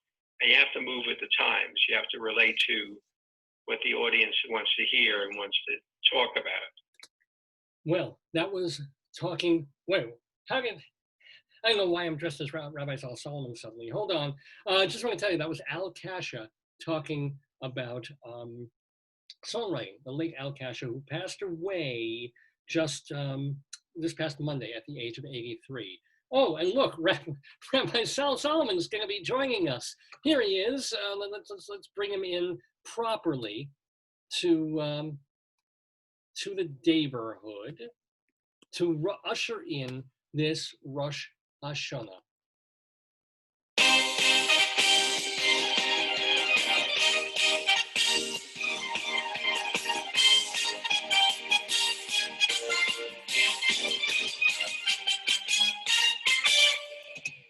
Hu Eloheinu, Hu Avinu, Hu Malkeinu, Mashiachenu, Hu Yoshinu, V'yikalinu, Einis Bekaroi, Ve'yashminu. Oh, shalom, shalom, my friends, shalom, my enemies, shalom, everyone. Dave, stop dressing up as me. I don't know why you were doing that, but we look a lot alike. But no, I am not Dave. I am Rabbi Sol Solomon, founder and spiritual leader of Temple Sons of Bitches in Great Neck, New York. And I am thrilled and delighted and excited to be here with you on this first day of the Jewish New Year. I don't know, it says 500, we're 5781, ladies and gentlemen. I hope it's been a good, because God knows it was a shit year until now. So yes, we're all starting brand new, hopefully staying healthy with the COVID and the everything else, the horrors and the floods and the fires. I mean, has it been a time, ladies and gentlemen? I mean, imagine if you're out in like Portland, Oregon, and not only are you dealing with the disease, but you're dealing with rioting, and you're dealing with killing back and forth, and then so you don't want to be in Portland, Oregon. Maybe you want to be in the Gulf. Maybe you want to be in Florida. But except all the old people there are dying of COVID, and they have to worry about flooding now. Or then go to California. Oh, California, they're dying of the disease, and they're dying of the forest fires over there. What the hell? What a life we're living, ladies and gentlemen. It almost makes me not want to celebrate Rosh Hashanah with you. But no, I'm a rabbi. It's what I'm paid to do. I celebrate the new year with hope for a better year ahead. We got 365 days to reverse the horrible days that we had of the previous 365. Let's see what we can do. And then, hey, let's be honest. Who wasn't shocked in a beautiful way 2 weeks ago when suddenly there is the American President Trump standing there with the heads of the United Arab Emirates and Bahrain and shaking hands and making peace with Israel and Benjamin Netanyahu. Okay, you know, everything's been so miserable. God willing, we will forget about coronavirus within 3 years. It'll be like a bad memory. The peace thing, that could stand for decades like it has with Egypt. So maybe when God working in his mysterious ways has actually sprinkled a little bit of hope and goodness into 5780, which we said goodbye to last night. But before, let us usher in the year. We're going to do a little bit of a tiny minor ceremony. But before then, one thing that I like to do on this program is go through the local papers here, the Jewish newspapers for my peoples. I have, in case I didn't mention I'm Jewish, just letting you know. Jewish newspapers on the South Shore of Long Island, where they have special things that Jews would appreciate. So we're going to see just exactly what my people are thinking about and looking at and reading in the local papers. For example, let's see, there's actually, should tell you everything you need to know about the year that just ended. This is actually a picture, it's kind of hard to see, of chairs with a flower on them. Oh, joyful. It represents the dead. These are the dead people of COVID in Israel. Little bit sad, little bit scary. Hell of a way to open a newspaper. But here, this is happier. How's this? So that's from one paper. This is from the Five Towns Jewish Times. There's just so much wrong here. I don't know if it's wrong for the Mexican community or the LGBT community or for the child molester community, but this is, I don't know what the hell's going on here. I don't really want to. Let's see what else we got going on. Same thing we have to mention in this same paper, the Five Towns Jewish Times. I have a theme going on. Make more happen here. Make more happen. There's a young child on a swing with a grown-up next to him who's smiling in kind of a pervy way, and you don't see where his other hand is. Do not make more happen here. Do not do that. We don't want to see more happening here. And by the way, in case you are wondering about the political slant of these Jewish newspapers in our town, this should tell you something right there. Making journalism great again. Oh yeah, I think we know which way they're going to vote. It's all right. At least there should be a paper or two that isn't left wing. But look at this. Let's not also forget. And with all due respect for that, I am not exactly a handsome person myself. But let us be reminded of what people look like when they're politicians. Oh my God, one after the other a lemel. There's Popak and Kotner, and of course, Alex Egelman, who, if you look at him really, really closely, he can't look at you because he never opens his eyes. Never. He's had them sewn shut, ladies and gentlemen. Alex Egelman of our local politics. Now let's look deeper into the local newspaper. What do we got? Why do I take this out? Oh yeah.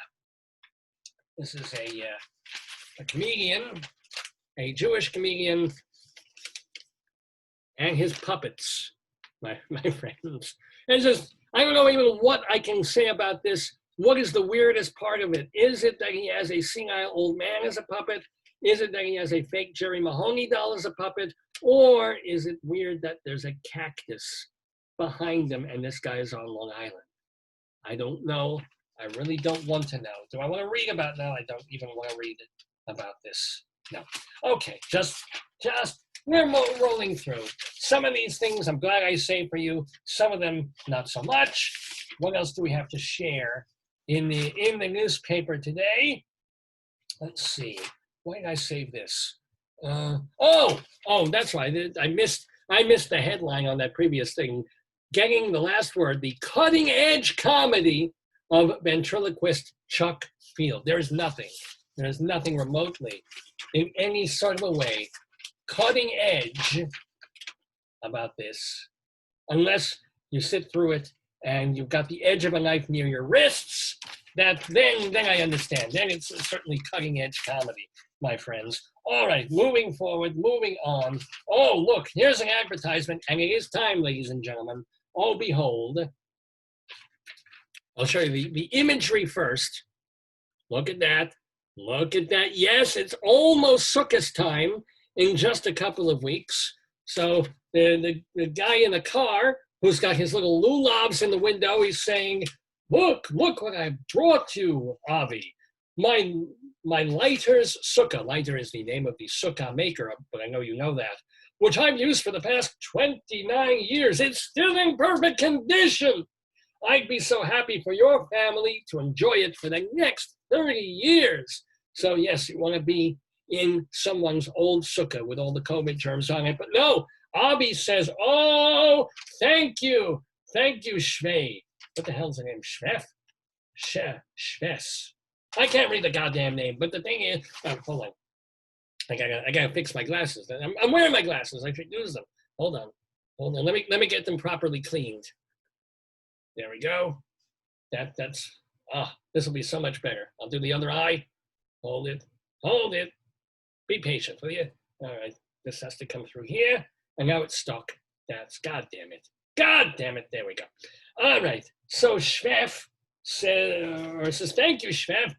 We have so many special memories of the time spent in your sukkah. Yesterday, we bought the beautiful Leiter's Sukkot. It has windows all the way around. I love that we're able to choose exactly what we wanted. Now, which lucky family will be getting your Leiter's Sukkah? Yeah. All right. Just saying. I don't know where you're getting your sukkahs from. I just knocked something over here. But I'm getting my esragim from esragim.com, my friends. Oh, yes. You know, and I was seeing etrog here. They have etrog and lulav sets, but you can get your sukkahs here. Fiberglass, plexiglass. There's one made of matzah. I don't understand where they got the idea for that. And then, you just take a couple of window shades, you glue them together, and you have this thing. For all your sukkah needs, ladies and gentlemen. We are going through the newspapers. Let's not forget, my friends, that for all your entertainment needs, it's Shulam on screen. There he is, or Shulam. He was going to be on the lawn, but they told him to keep off the lawn during these times. So instead, it's Shulam on the screen. Die. There he is. Something about looking at that man's face makes me so incredibly happy. He is Shulam. So we wish him shalom on this Rosh Hashanah. I want to remind you that, why did I find this funny? Sometimes I look at things, I'm like, oh, maybe I wanted to see this. One of the things that I do like about these Jewish newspapers is sometimes, and the way Dave will go far afield when he does Greeley Crimes Old Times, they will have stories that have nothing to do with Judaism per se, but I don't know if you see this. Transparent toilets, my friends. Because Jews care. Jews care a great deal about their tuchuses and how they use them. In Japan, it's easy to see if a bathroom is occupied. Restrooms installed in 2 parks in Tokyo feature see-through walls. Lest you think that it's an invasion of privacy, the walls turn opaque, one hopes, or so they're told. That would be a pretty good Halloween trick, wouldn't it? When a user enters and locks the door. Supposedly, the transparent walls help consumers determine the restroom's cleanliness before they enter and whether they're occupied. Because as the Tokyo Toilet Project's website states, 2 things we worry about when using these things. The first is cleanliness, and the second is, is anyone inside? I wonder what kind of focus group study and how many thousands of dollars that they had to spend to figure it out, that if you're going to be using a public bathroom, there's 2 things you're taking into consideration. If I'm going to take a dump, am I going to be sitting on somebody's lap, or do I have the toilet all to myself? This is important, folks. And cleanliness, yeah, that's kind of a close second. Anyway, ladies and gentlemen, yes, transparent toilets in the Jewish papers. What else we got? What is, this is, what the hell, why did I do this? What's here? What did I fold over? What's above the fold? I think we showed this one time before. Have absolutely no idea why Abraham Lincoln would be mowing the lawn, nor notice that he's managing, this is a neat trick, he's managing to mow the grass without actually touching the ground with his feet. Have no idea how that works. Okay, but I don't think that's what I wanted to, whatever. Don't need that one. Let's do a little bit more of, oh, here we go. Here we go. More of Alex Edelman, my friends. See, even if you make the picture bigger and bigger and bigger, the eyes stay the same level of shut. I don't know how he manages that. It's quite a neat trick. Now, of course, you can't have a Jewish newspaper without mentioning, at least by page, see, this is very late in the paper. This is page 14. Usually there's got to be something by page 3 about the Holocaust. Well, there you go. Slave labor tested Nazi shoe soles. In case you didn't realize, in case you did not know. All right, and oh, here we go. Just so we see them big as life. There's elect Eli Kuttner for trustee, because you would trust him to eat all the donuts at the meetings. Then you've got Elaine Popak, and I think she's gotten a little bit of work done that's pulled her pupik up to her chin. And of course, let us not forget our personal, we showed him. Who else do we have? We have, for the first time in history, a rabbi has said, hey, it's okay to give money to this cause, except what's freaking me out is this is the Lubavitcher Rebbe, who's been dead for a decade. So I don't know how he's managing to promote whatever the hell this is. If he's doing it from the grave, then maybe he is, as some Orthodox people said, maybe he is the undead or the next prophet. But no, let's not use him to sell stuff, shall we? We shall not. All right, what else do I want to share with you on this day? It is beyond words, ladies and gentlemen. Whatever is going on here.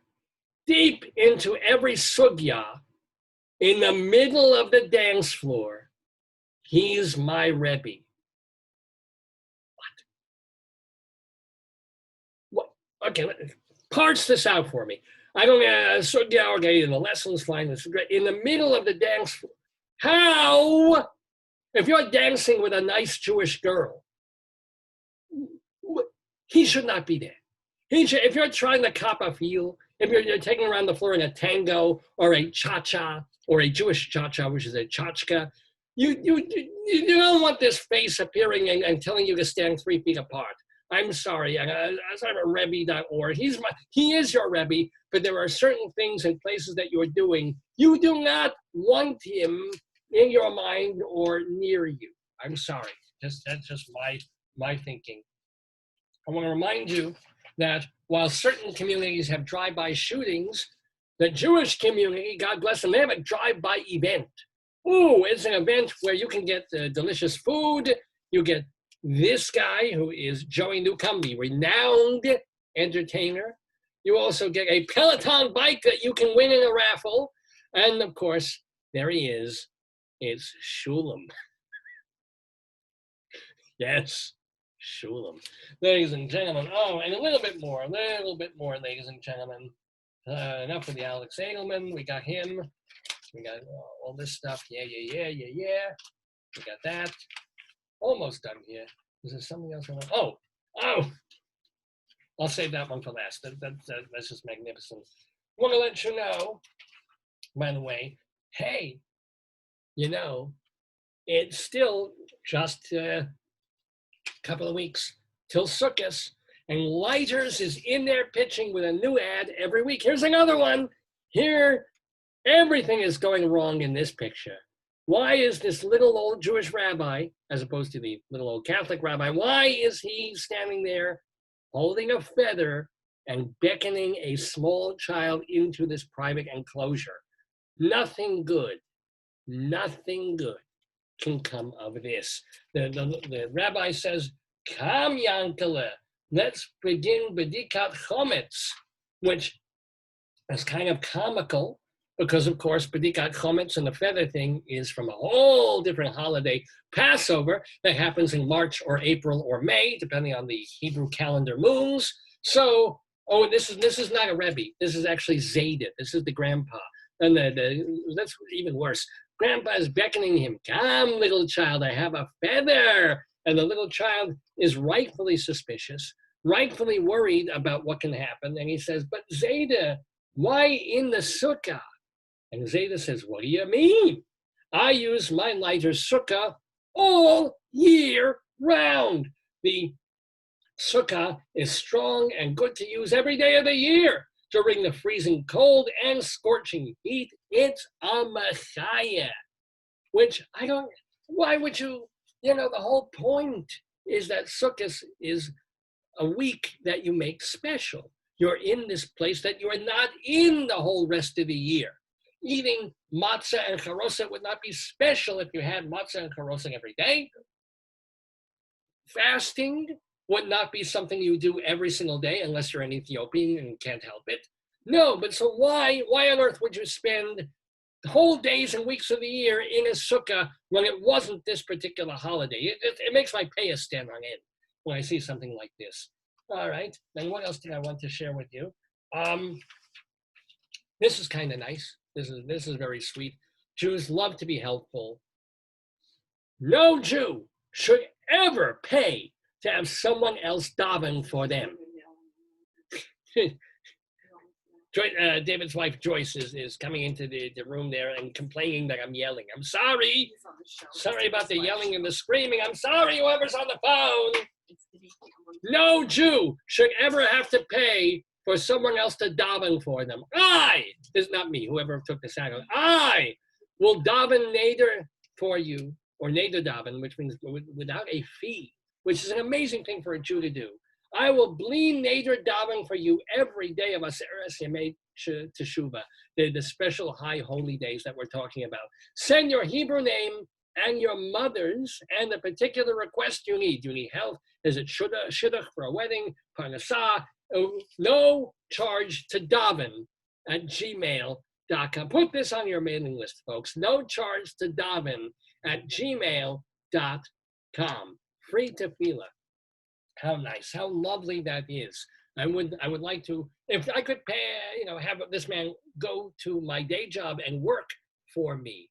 If he's willing to daven, maybe he could type some papers. Maybe he could do some filing for me. I would be more appreciative of that even than the davening part, because I can daven for myself. I just stand there, I bend my knees a little bit, I make believe I know the prayers, but if you could go, maybe, and do some spreadsheets for me at work.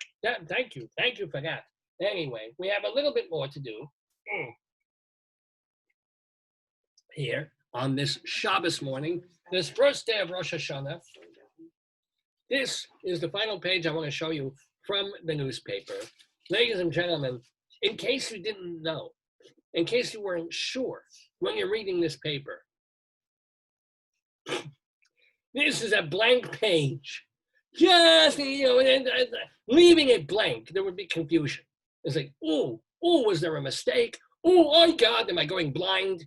Am I not seeing print? But no, they made sure that hey, you have opened to a blank page. And of course, if you want to fill it with your advertising, that would be lovely. So ladies and gentlemen, just paging through the newspapers here on the Dave's Gone By Facebook program hosted by my friend Dave Lefkowitz, or as I call him, Dave Lefkowitz. But my friends, I realize that this is Rosh Hashanah, the first morning of the new year. Happy Rosh Hashanah to you all.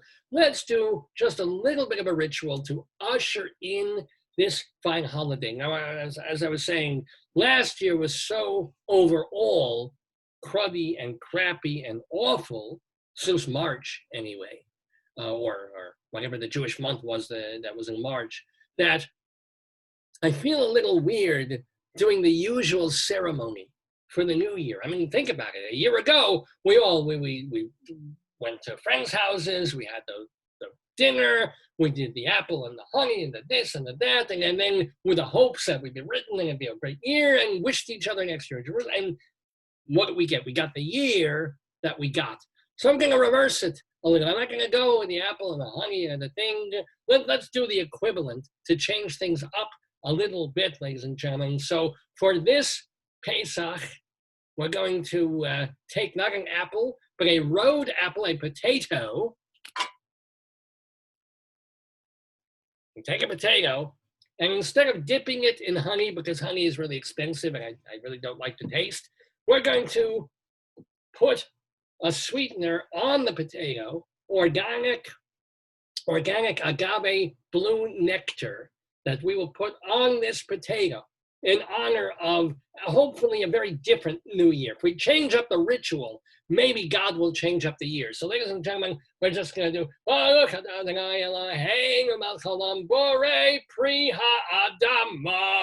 which is where we take something out of the ground and we put just a little bit of this goo on the potato there. It's expensive, so I'm not using a lot of it. I'm Jewish. Well, I can put a little more. Let's do this. All right, I don't want to make a mess. Look, we got it on there. Yeah, little droplets of agave nectar on our Rosh Hashanah potato. And then we said the prayer, we have to eat the potato. Oh, that's good. Oh, that's just not bad. It's really not bad. Go figure. Well, there goes all the comedy potential of this bit. Right. Oh, well. Still don't really want to swallow it. That's what she said. All right. Anyway, anywho. And then, of course, the ceremonial egg cream, which we're doing, instead of course, drinking wine and making the kiddush, we're going to make a kiddush over the water and the vanilla syrup, because I'm Jewish and we need egg creams.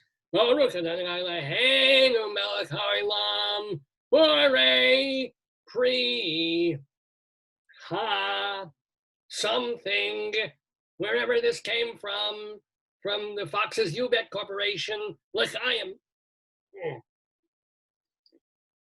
So, with that, I want to wish all of you watching, all the Davidians and all your families, all the people all over the world and all over the country, seriously, a better, happier, God willing, healthier year. May the second wave just be a nice big wave that carries us off to California so we can go surfing, and not the wave of disease. May you find peace in your life. If you're bored off your ass because you haven't been able to do anything for half a year, may you start to be able to do the things that you want to do creative things, do fun things, do a little bit of naughty things, because whatever you want to do. May this be the year that these things happen. May you be inscribed and written in the book of life all year long and not erased or smudged, or sometimes, if God is really picky, he'll take a bottle of white out and he'll start blotting out certain letters. So you stay alive because you can still kind of see your name under the whiteout, but you're ailing. You're there, but you're not really there. You don't want a year like that. You do not want. May the letters be written in like indelible black magic marker Sharpie in the book of life for you and yours and his and theirs. This, my friends, was Rabbi Sol Solomon wishing you Shana Tova, tic-tac-tevuto, and shalom to you. Dave is now going to come back and do more of the Day Has Gone By program of the air. No. Thank you.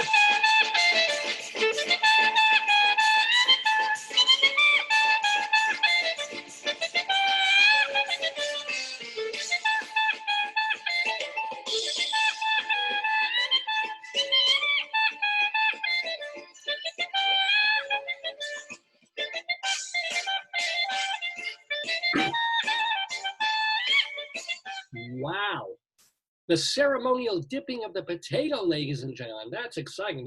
You don't get to see that on every show with good reason. So you are watching the Dave's Gone By Facebookio, Podcastio, Programmio of the stream on this Saturday morning, September 19th, 2020. It is the first day of the Jewish New Year. So I, like the rabbi, and I hope you like the rabbi too, but like the rabbi, I wish you all happiness and health as well. But are we finishing the show, even though it's already 12:30 and we're half an hour overtime, if you will? But no, we have a bit more to do of the program. We've got our Colorado Limerick of the Damned. And you know what, maybe I can, maybe I will, because I hate to tease and then withhold, as my wife would know. But you know, we mentioned earlier in the program that we wanted to do Dave's Big Dictionary. And so Joyce pointed with her finger into the dictionary that we have, this old dictionary from about 40 years ago, a legitimate Webster's thing, and she found the word dynamo. Dynamo, of all the random words that she could have pointed to, she found dynamo, which has the definition, or at least it had back then, a device for converting mechanical energy into electrical energy by producing a relative periodic motion of a conductor and a surrounding magnetic field. Or it is the combining form meaning power, as in a dynamo something, cylinder. Anyway, and not sure why. I mean, this isn't the most comprehensive kind of, not Webstery, but it's not like the Oxford English. It's more like the CSU English Dictionary, if you will, the University of Northern Colorado English Dictionary. So it's got most of the words in there and a good chunk of the definitions, and a surprising amount of them are correct. But it's not, you know, it's not the be-all and end-all of dictionaries, but dynamo. So, of course, first thing comes into my mind as a music lover, as a music person, and also thinking about the music that I used to listen to with my best friend from high school and then into the college years, when the one I was talking about when we were living in Manhattan and listening to reggae. He was also very, very big on Frank Zappa and got me into Zappa and the Mothers of Invention. So I think of not one of my favorite Zappa songs, but there was Dynamo Hum, which is, you know, a disgusting bit of sexual stuff that you're more than welcome to go check out for yourself. But I like some of Zappa's disgusting sexual stuff, but that was all right, you know. But dynamo,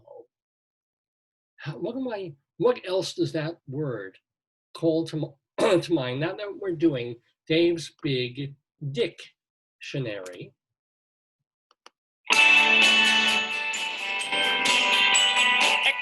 Extra, tell all about it. It's Dave's Big Dictionary.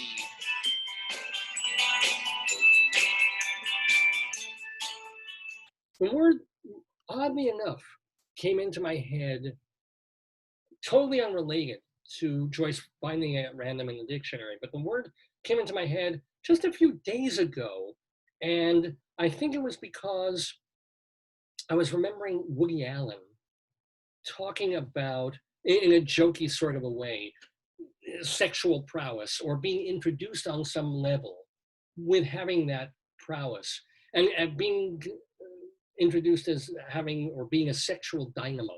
With, you know, this idea of this power drill going, you know, being like rotary tiller at 75 or 78 RPM, right? And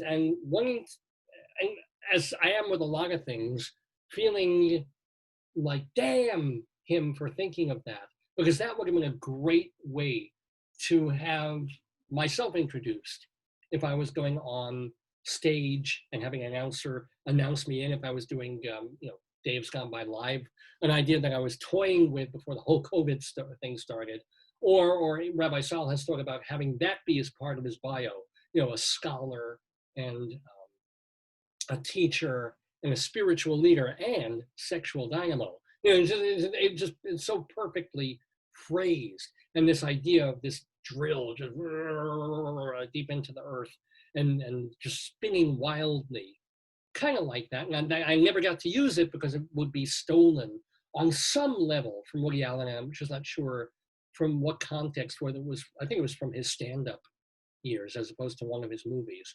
But Dynamo. Well, I really thought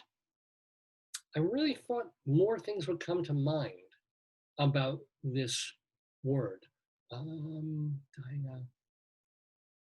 thinking dinosaur, which is, but in terms of Rosh Hashanah, dinosaur was Jewish, in case you did not know, but nothing to do with dynamo, dynamic, I guess I'm turning to something about dynamoron on this topic, because I'm more like dynano. You know, I wish I had dynamo to say about it, but I certainly don't. Dynamo. Gosh. And I will say, in my defense, that when I started this segment, quite a few years ago now, what would happen was the show was different. I was doing it on college radio, and I had musical segues.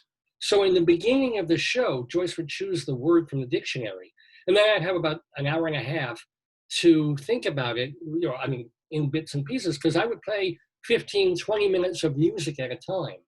And so while the set list was playing, because it was also a music show, that would be my time to be able to settle down and think, aha, what does this word make me think about? What story can I tell?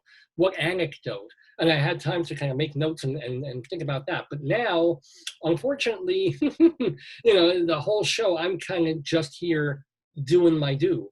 And we're only like half a minute here and there to run to the bathroom, to do a little, not even a whole costume change or clothing change or find something that I need.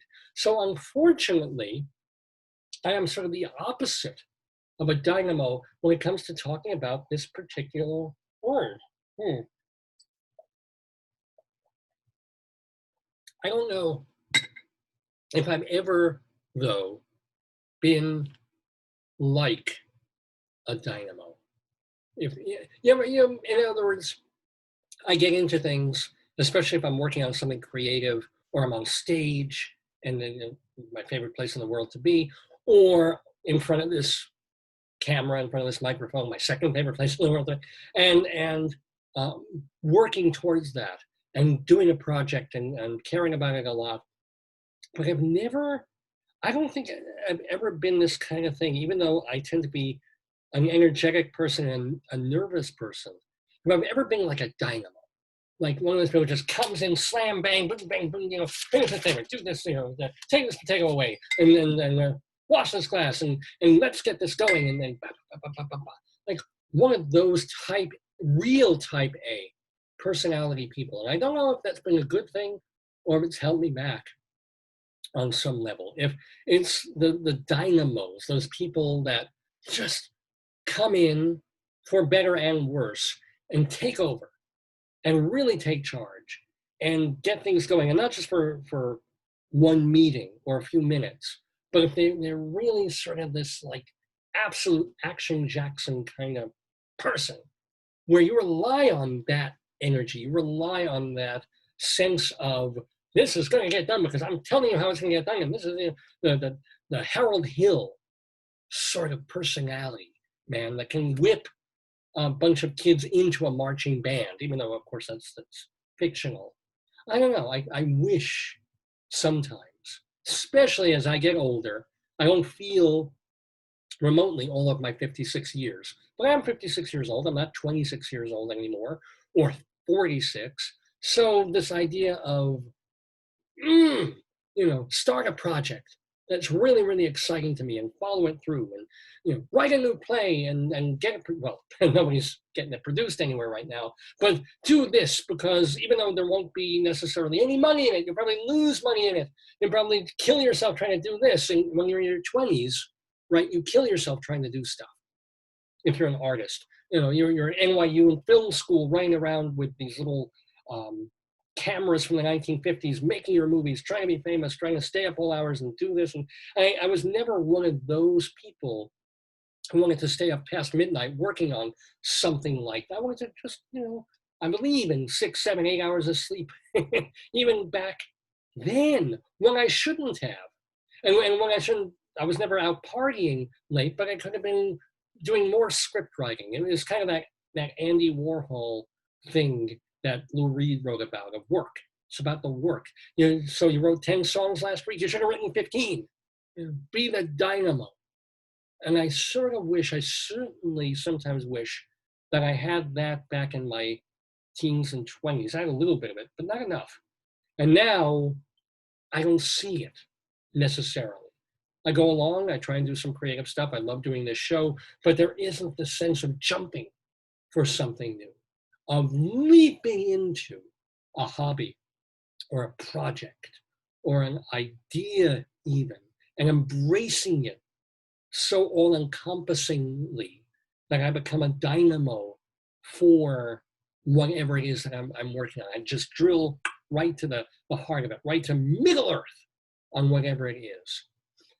So yeah, so maybe I'm not gonna make that a resolution for the Jewish New Year of I will be a dynamo, because I got a day job. I'm working. I've got a theater journal that I'm trying to keep alive when there's no theater. I might as well tell you about Performing Arts Insider, because we're not going to be doing Inside Broadway today. There's just not that much Broadway news happening this week, and I wanted to do some other stuff. But just so you know, I mean, I published this. Richmond Shepard and I were publishing it for a few years. He passed this to me. Performing Arts Insider for all your Broadway and off Broadway theater news. So as I said, all the information is here. The theaters are listed and all the information about those theaters and the shows that were running when theaters shut down in March and were supposed to be running or were about to open, and shows that are just now starting to be talked about for when theater returns. If you want to know about all of that, plus, and this is the really handy guide right now, a guide to all the virtual shows that you can watch on the internet, theater performances, whether they're pre-recorded or Zoom shows. Plus, we've got a list of ones that are just temporary that you can watch online, sometimes for a fee, or you have to belong to a service, or sometimes they're free. And then a whole long list of all these shows that you can watch either on Vimeo or YouTube of theater performances professionally filmed. We don't list like the college shows, even though those are sometimes great, or high school things. These are all professional productions, either done specifically for television or specifically filmed so that they would look good in a television situation. So there's a whole virtual list there of theater that's going on. It's all in the pages of Performing Arts Insider. So if you want to find out more, go to performingartsinsider.com. performingartsinsider.com. Since 1944, it has been the Bible of Broadway and off. So, when I took this on, I can't say I was a dynamo, although I revamped it. I worked on it a lot. I changed a whole bunch of what it was about. I added a whole bunch of stuff that was in it. So, 15 years ago, and now here I am, and awaiting news of when things will reopen in 2021. They're supposed to start opening on Broadway, at least in March.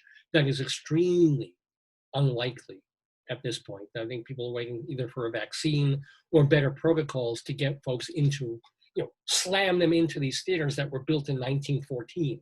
And then it's like, oh my gosh, when this ramps up again, am I going to have the energy that I had when I signed on to this like 19 years ago, right? And when I said, I'll make these changes and we'll get more subscribers and it'll be this, and people still want hard copy magazines. And now it's like, I still do it. I put tremendous amount of, I put work into it and heart into it, but not soul so much. And I don't think that comes across in the pages of it. Certainly subscribers, if you're watching, I certainly hope it doesn't affect what you read in it. But yeah, it's become a job. It's become a very diligent activity that I do. But the dynamo, the dynamism, missing that. I still get it a bit from here. And I hope you do too. All my fans and friends of the Daverhood, my Davidians who watch this program, Dave's Gone By, every Saturday from 9 until noon or thereabouts. We're well into the thereabouts portion of the program on this Saturday, September 19th, 2020. What's on my head? Glitter. Oh, it's probably from I don't know where it could be from. It's God sprinkling me with glitter on this Rosh Hashanah Saturday morning here with our 764th episode of the show. We're calling it Rosh Hour. Get it? I'm sure you do. So what else do we have to do? Oh my gosh, we still have our Colorado Limerick of the Damned. But before we get to that, I mentioned that Robert Calem, my friend from high school, is now officially a friend of the Daverhood. See, he made the move from Davidian, someone who watches the show, to a friend of the Daverhood because now he has been on the program, so it's great to talk to him. Lots of people have been on this program over the past 18 years. We like to let you know what they're up to now. It's called Friends of the Daverhood.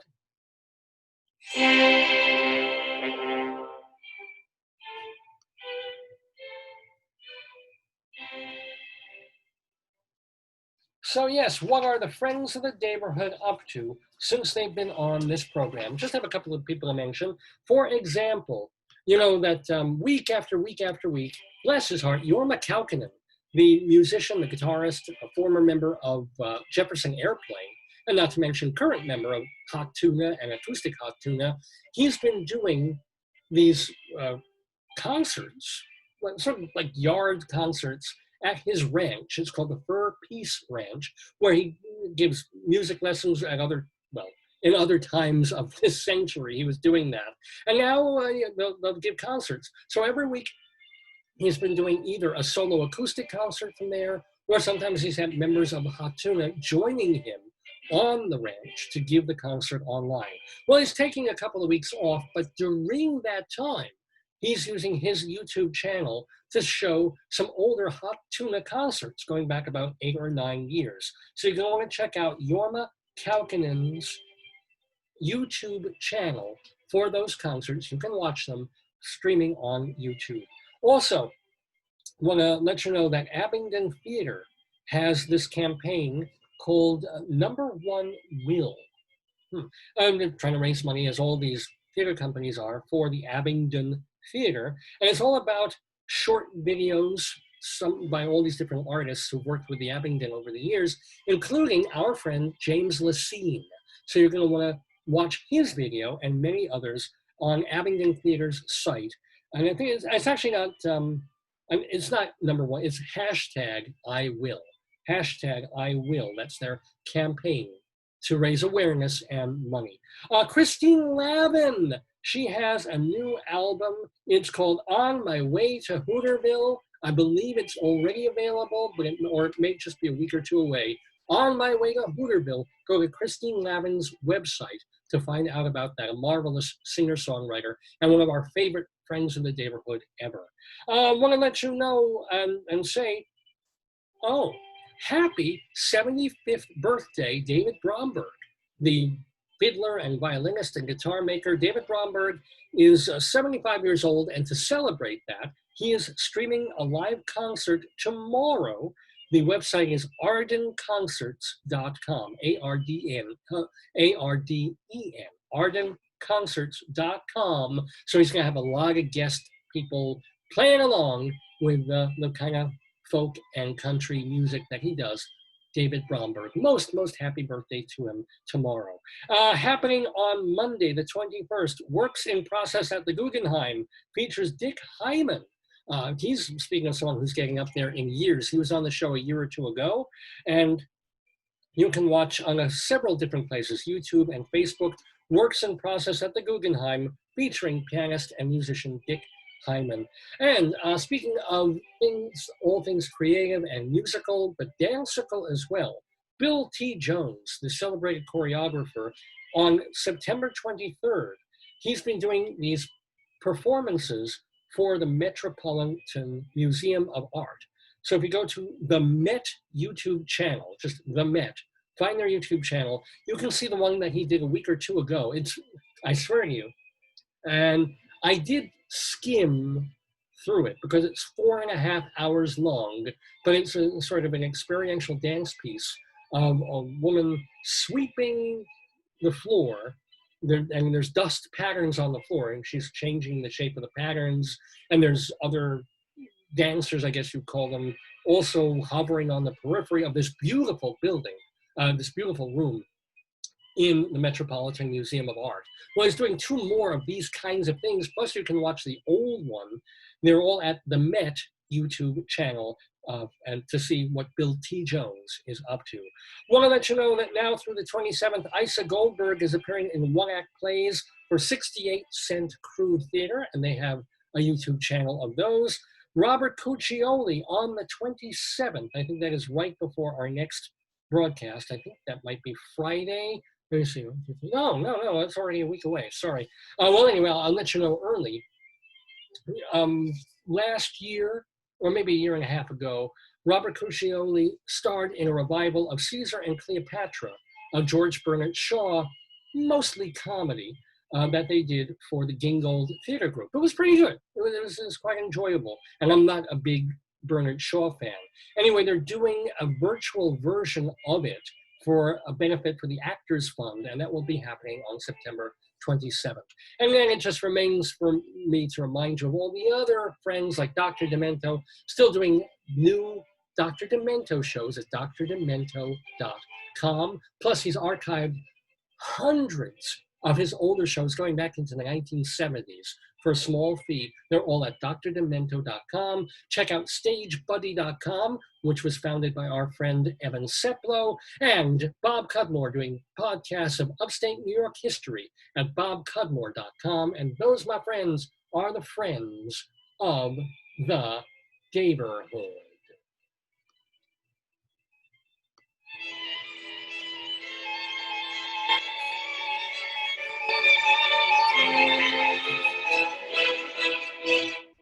Yes, ladies and gentlemen, you are watching the Dave's Gone By Facebook podcast, programma of the stream. It's almost time to leave the Daverhood on this happy, let's hope it's happy, Jewish New Year. But before we do, let's add just a little bit of sourness and defeat to the proceedings, because I will never forget the Colorado Limerick of the Damned. This is where I read a short poem that I have written about some town or city or municipality in the marvelous state of Colorado.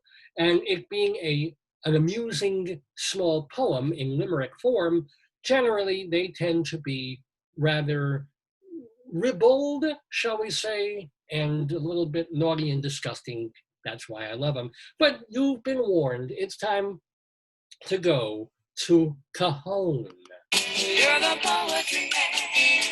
A limerick is a comic verse of 5 lines, in which lines 1, 2, and 5 will end with words that rhyme.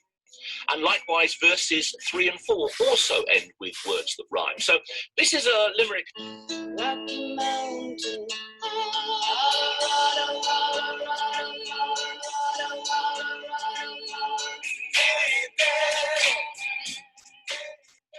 Yes, ladies and gentlemen, the Colorado Limerick of the Damned, my friends. So, yeah, it's just a poem that I've decided to write about as many places in Colorado as I possibly can. Got well over 100 of them now. And the latest is from a place called Cahone, Colorado, Cahone. It is an unincorporated county that you've never heard of in far southwest Colorado. It was named back in the day by the town's first postmaster, and he named it after a nearby canyon, El Cahone, which means little box. So we're gonna, and want to tell you that the Ansel Hall ruin of the North San Juan Pueblo is there, and which is on the list of historic places and stuff. So if you've been thinking of where's the first place I want to go when the whole coronavirus thing is over, what place in the world? Do I want to jump on a plane to go to Barcelona and see where Manuel was? Do I want to go to Italy or Greece? Do I want to take a safari in darkest Africa? Do I perhaps want to go to Brazil or Argentina and eat the Lomo beef that they have there. Or maybe I want to go to St. Petersburg, Russia, and enjoy the White Nights. No, because remember, stop first in Cahone, Colorado, because they have the Ansel Hall ruin of the North San Juan Pueblo. Absolutely worth checking out at lunchtime. But ladies and gentlemen, I have a poem about Cahone, and it goes a little something like this. Although she's a homely old crone, I still see this girl from Cahone. She's wild and she's flexible, utterly sexable, bouncing like mad on my bone. Yes, that is our Colorado Limerick of the Dam, ladies and gentlemen. Please send your comments and complaints to me, davesgoneby at AOL.com. DAVESGONEBY.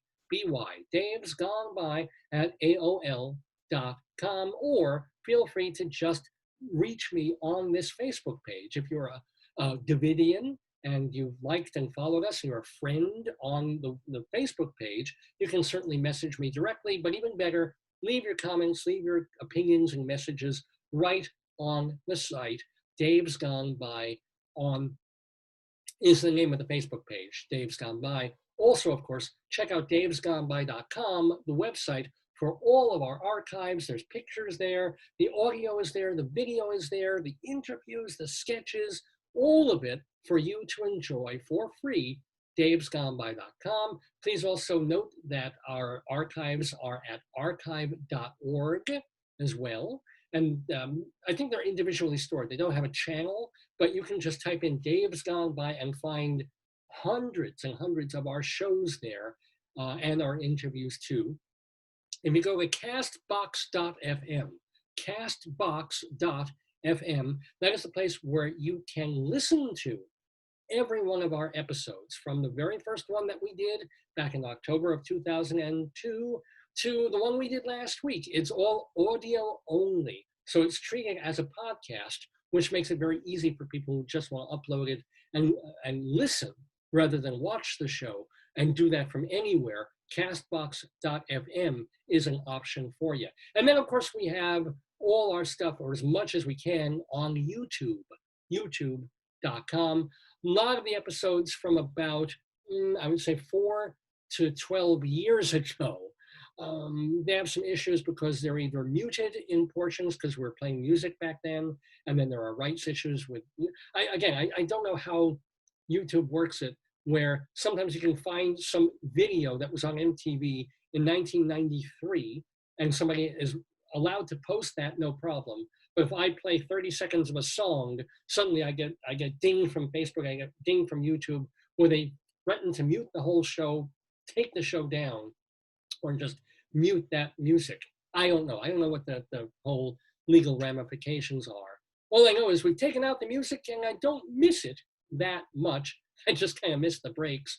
And I hope you enjoy listening to me on these hours on Saturday mornings. You've been watching the 764th episode of the Day Has Gone By, Facebookio, Podcastio, Programmio of the stream.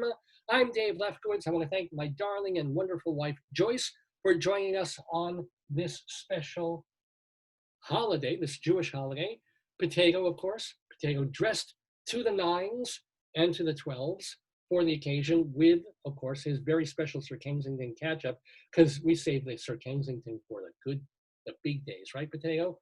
Damn right, Skippy. Thank you, Potato. And also, what else we got? We got to thank our brand new friend of the Daverhood, Robert Calem, or you'll find him on the web at, was it cst.tech/i big E. Find him from Robert E. Calem, writing about automotive, writing about business for various places. Robert E. C-A-L-E-M. Robert E. Calem. We thank him for nostalging with me for a little while and spending some time with us in the neighborhood and playing our quiz. Now, hopefully Leslie Hoban Blake will be back next week and we'll get to play with her, and maybe she'll even have a competitor too. Should be fun. So to find out what's going to be on upcoming shows, do check this Facebook page do check davesgoneby.com. Feel free to drop me an email or check my Twitter feed, Radio Dave 2. Radio Dave, the number 2. And don't forget the rabbi's coordinates, shalomdammit.com, for tons of rabbi stuff.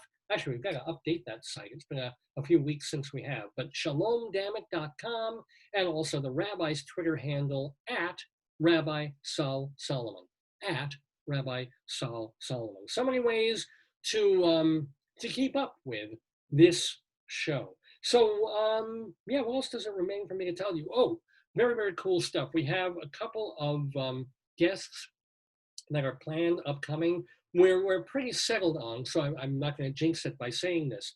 But in our October 3rd broadcast that's coming up, so not next Saturday, but 2 Saturdays from today, our guest is going to be the playwright Charles L. Mee, who's written a bunch of stuff, probably still best known for The Big Love, that made a splash at Louisville and a bunch of theaters almost 20 years ago. He's still out there, and he's doing written a piece or a performance piece that's going to be done virtually in the weeks ahead. So Charles L. Mee coming to the Daverhood. And also we're trying to get a comedian, Tammy Pescatelli, talking to Rabbi Sol Solomon. That should be happening soon. We haven't settled on a date yet, but we're hoping to make that happen. Anyway, again, check davesgoneby.com to just keep apprised of what's coming up on shows ahead. So it remains for me just to thank you all my Davidians, so much for tuning in. Tell your friends, tell your family, tell your enemies. This is what we do every week here in the Daverhood. And now we've done it 764 times. The Dave's Gone By show. Hope you've enjoyed. Hope that you have a healthy, happy new year, no matter what religion you are, no matter what you believe. Hope that you have a perfectly fine week, a week of fine, decent fall weather, wherever you are. And that, and that your potato always tastes as surprisingly good as this raw potato with agave syrup on it. Even Rabbi Sol is pleasantly surprised at something that he feared was going to be disgusting. So, then again, Rabbi Sol feels everything's going to be disgusting, and he's never pleasant about anything. Oh, well. Anyway, this has been Dave's Gone By. I'm Dave Lefkowitz. I'll see you next week, good Lord willing, and writes us all in the book. And gone by. Days gone by, days gone by.